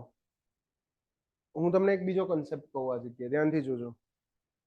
કે અહીંયા આ વરસાદ તો પડ્યો 5 થી 6 દરમિયાન, 2 સેન્ટીમીટરનો વરસાદ પડ્યો આ 100 કિલોમીટર સ્ક્વેરના કેચમેન્ટ એરિયામાં. આ સ્ટોરી કન્ટિન્યુ જ રાખીએ. 100 કિલોમીટર સ્ક્વેરના કેચમેન્ટ એરિયામાં 2 સેન્ટીમીટરનો વરસાદ પડ્યો. વરસાદ પછી શું શું થયું તમે જ કીધું, થોડું ઘણું પાણી સાહેબ જમીનમાં જતું રહ્યું, થોડું ઘણું ઇવોપરેટ થઈ ગયું, વધેલું પાણી બધું રનઓફ થી અહીંયા આઉટલેટ થી બહાર આવી ગયું. તો રનઓફ થી જે આઉટલેટ થી બહાર આવ્યું ને પાણી, એનું વોલ્યુમ મેં મેજર કર્યું. જ્યારે એ પાણીનું વોલ્યુમ મેજર કર્યું, હવે અહીંયા પાણી બહાર કઈ રીતે આવતું હશે? ફ્લોમાં બહાર આવતું હશે, રાઈટ? એનો ડિસ્ચાર્જ હશે, એટલે ડિસ્ચાર્જનો યુનિટ શું હોય? ક્યુના ફોર્મમાં આવતું હશે પાણી. ફોર એક્ઝામ્પલ 1 મીટર ક્યુબ પર સેકન્ડ જેટલો ડિસ્ચાર્જ આવતો હશે, ફોર એક્ઝામ્પલ લઈ લો, આ ડિસ્ચાર્જના ફોર્મમાં હશે. પણ અગર મને ટાઈમ ખબર હશે કે આ ડિસ્ચાર્જ 4 કલાક સુધી ચાલે છે, મતલબ વરસાદ ભલે કલાક પડ્યો, પણ 1 કલાક વરસાદનું પાણી જે અહીંયા ભેગું થયું છે એ બધું પાણી ભેગું થતું થતું આ રિવરમાંથી બહાર આવતા આવતા બધું જ પાણી, એ ભેગું થયેલું પાણી આ રિવરથી ખાલી થતા થતા લગભગ 4 થી 5 કલાક થાય છે. મને ખબર પડી કે 5 કલાકનો ટાઈમ છે અને મેં અહીંયા આગળ બેઠા બેઠા ડિસ્ચાર્જ મેજર કરી રાખ્યો, તો મને વોલ્યુમ ખબર પડી જશે કે કેટલું વોલ્યુમ ઓફ વોટર બહાર નીકળ્યું. કઈ રીતે ખબર પડશે? આ ક્યુ મલ્ટીપ્લાય બાય ટી કરી દઈશ તો, રાઈટ? ડિસ્ચાર્જ એને જ કહેવાય ને, discharge Q is equal to, Q નું ઇક્વેશન શું થાય? વોલ્યુમ ડિવાઇડેડ બાય ટાઈમ થાય. અગર મારે વોલ્યુમ ફાઇન્ડ કરવું છે તો v is equal to q multiply by t, પ્રેમથી કરી દેવાય. અગર વોલ્યુમ ઓફ આઉટફ્લો માપ્યો, જ્યારે મેં વોલ્યુમ ઓફ આઉટફ્લો માપ્યો ત્યારે વોલ્યુમ ઓફ આઉટફ્લો મને ખબર પડી કે આ વોલ્યુમ નીકળે છે 1.2 મિલિયન મીટર ક્યુબ જેટલું વોલ્યુમ નીકળે છે. તો જો ટોટલ વોલ્યુમ એડ કેટલું થયું હતું? 2 મિલિયન મીટર ક્યુબ જેટલું. ટોટલ વોલ્યુમ એક્ઝિટ કેટલું થાય છે? 1.2 મિલિયન મીટર ક્યુબ જેટલું. હવે આ આટલું મિલિયન મીટર ક્યુબ ને આટલું બધું કહેવાની કઈ જરૂર નથી. કેમ? કેમ કે આ બે વસ્તુ આપણે એક જ કેચમેન્ટ એરિયા માટે કહીએ છીએ. કેચમેન્ટ એરિયા તો સેમ જ છે ને. કેટલો એરિયા છે? કેચમેન્ટ એરિયા કેટલો છે ભાઈ? 100 કિલોમીટર સ્ક્વેર. અગર કેચમેન્ટ એરિયાથી આ બંને વસ્તુને ડિવાઈડ કરી દઉં તો હું એવું કહી શકું કે ઇનફ્લો થયો તો 2 સેન્ટીમીટરનો ઇનફ્લો થયો તો, અને આઉટફ્લો થયો, આઉટફ્લો કેટલી સેન્ટીમીટરનો થયો ઓ કહી દઉં, અથવા તો રન ઓફ થયો, રન ઓફ કેટલી સેન્ટીમીટરનો થયો? 1.2 સેન્ટીમીટરનો. ક્લિયર છે આ બંને વસ્તુમાં લોકો? આ બધાને ખબર પડે છે ને? રન ઓફ આટલા સેન્ટીમીટરનો થયો, એનો મતલબ શું છે?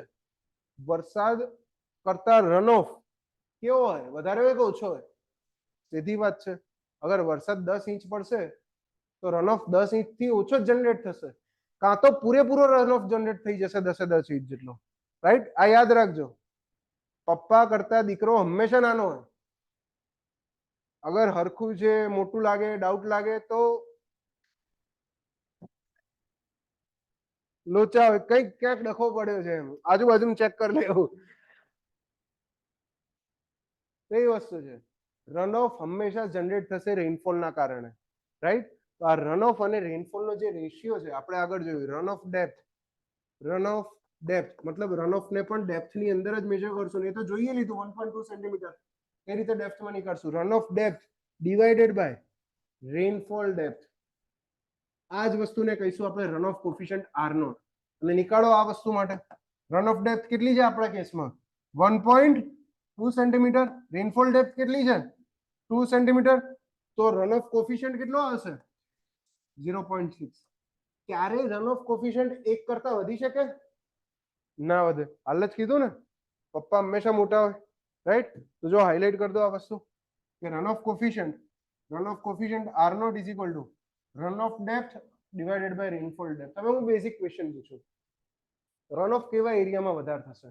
જે જગ્યાએ પેવ્ડ સરફેસ હશે, પેવ્ડ સરફેસ એટલે કે સિટીનો એરિયા છે, રોડ છે, રસ્તા છે, કોન્ક્રીટનો એરિયા છે, ત્યાં આગળ પાણી ફટાફટ વહી જવાનું છે, જમીનમાં પાણીને ઉતરવાનો ચાન્સ પણ નહીં મળે, પાણીને કોઈ એક જગ્યાએ સ્ટોર થવાનો ચાન્સ નહીં મળે. તો એવા એરિયાનો રન ઓફ વધારે જનરેટ થશે, અને એવા એરિયાનો રન ઓફ વધારે જનરેટ થાય છે એનો અર્થ શું થયો? રન ઓફ અગર વધારે હશે તો રન ઓફ કોફિશિયન્ટ બી વધારે હોવાનો છે.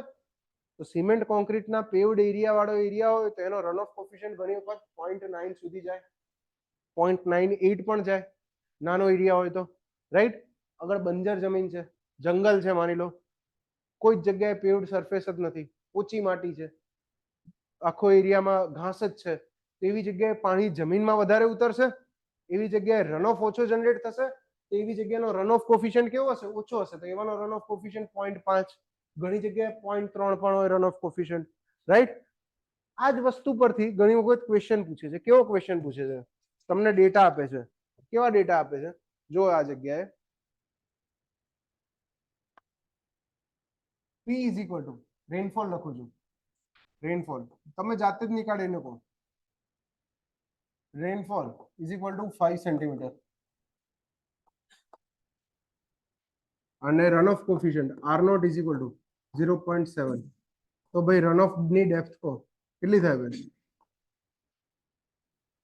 કેટલી થાય બોલો? ઓનલાઈનમાં બધા કહેવાનું જ લે, કોઈએ બે નહીં રહેવાનું. કેટલી થાય છે? ઇક્વેશન તમારી સામે છે, વધારે નથી વિચારવાનું. 3.5 થાય કે ના થાય? પાક્કું? કઈ રીતે જોઈ લો? R not is equal to run off divided by rainfall. Run of coefficient આપી દીધો મને, કેટલો આપે? 0.7. રન ઓફ પૂછ્યો છે, આર તરીકે જ રાખું. રેનફોલ ખબર છે કેટલો? 5. આર ની વેલ્યુ હોય ગઈ 0.7 ગુણ્યા 5, 3.5 સેન્ટીમીટર. રન ઓફ આવો ક્વેશ્ચન પૂછે જીપીએસસી માં. છોડાય આવો, એક માર્ક અહીંથી તો લેવાય જ ને, બરાબર? બસ આવું પપ્પુ છે બધું. આખો સબ્જેક્ટ આવો પપ્પુ જ છે. જો હવે એવરેજ રન ઓફ ના કોફિશિયન્ટ ની વાત કરીએ તો સિટી લઈ લો આપણું. તો શું આખા સિટીમાં પેવ્ડ સરફેસ એટલે બધી જગ્યાએ પેવ્ડ સરફેસ જ હોય? ના, ઘણી જગ્યાએ પેવ્ડ સરફેસ હોય, ઘણી જગ્યાએ ગાર્ડન હોય, ઘણી જગ્યાએ બંજર જમીન હોય. તો આખા સિટીને અગર કેચમેન્ટ તરીકે લો તો અલગ અલગ લેન્ડનો અલગ અલગ રન ઓફ કોફિશિયન્ટ હોય, એ બધાનો કોઈ એવરેજ નીકળે. એ જ રીતે ટોટલ કેટલા કોન્ટિનેન્ટ છે? ખંડ કેટલા છે? 7 ખંડ છે. એ જ રીતે દરેક ખંડના એવરેજ રન ઓફ કોફિશિયન્ટ નીકાળેલા છે. અને એ ડેટા યાદ નથી રાખવાના, ખાલી આ ઇન્ફોર્મેશન ધ્યાન રાખજો. કહું છું શું ધ્યાન રાખું છું કે Africa has the smallest value of run of coefficient. આફ્રિકાનો રન ઓફ કોફિશિયન્ટ સૌથી નાનો હોય. ઊંધું લાગતું હશે પણ આફ્રિકાનો રન ઓફ કોફિશિયન્ટ સૌથી ઓછો છે. કેમ? કેમ કે એ જગ્યાએ ભાઈ જંગલ ને બધું વધારે છે, રાઈટ? જ્યારે north America and Europe emerges with highest value of run of coefficient. હવે નહીં ભૂલાયા. બસ એ જ અગત્યનું છે યાર, છેલ્લે યાદ રહેવું જોઈએ ને, એક્ઝામમાં નીકળવું જોઈએ. હવે run of coefficient lifetime યાદ રહેશે.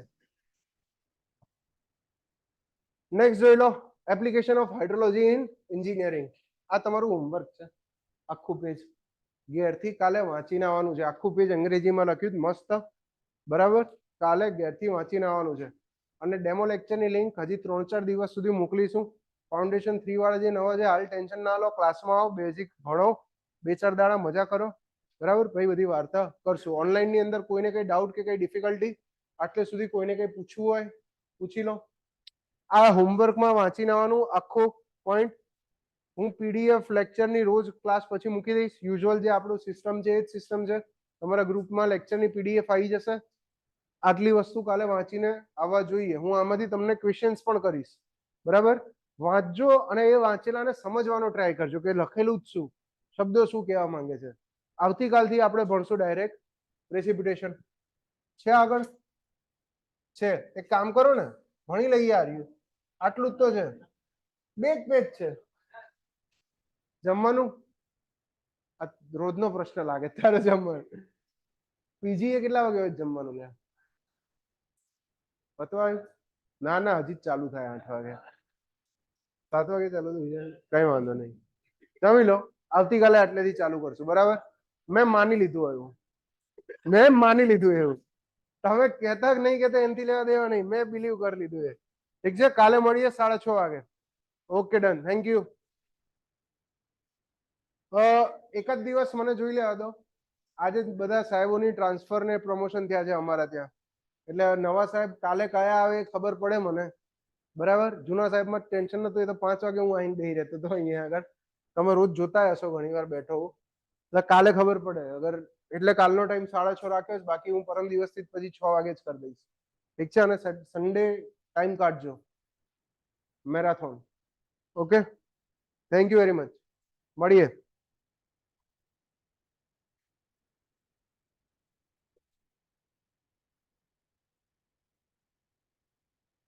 ઓનલાઈન ની અંદર કોઈ ડાઉટ કે ડિફિકલ્ટી? ક્લિયર છે બધાને ભાઈ? આજે જે કરાયું એ આવતીકાલે વાંચી લેવાનું.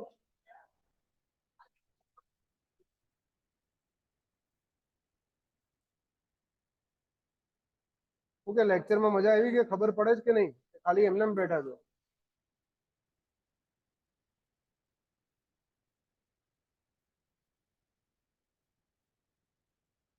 બસ ચાલુ કરીને મૂકી દીધો સાહેબ.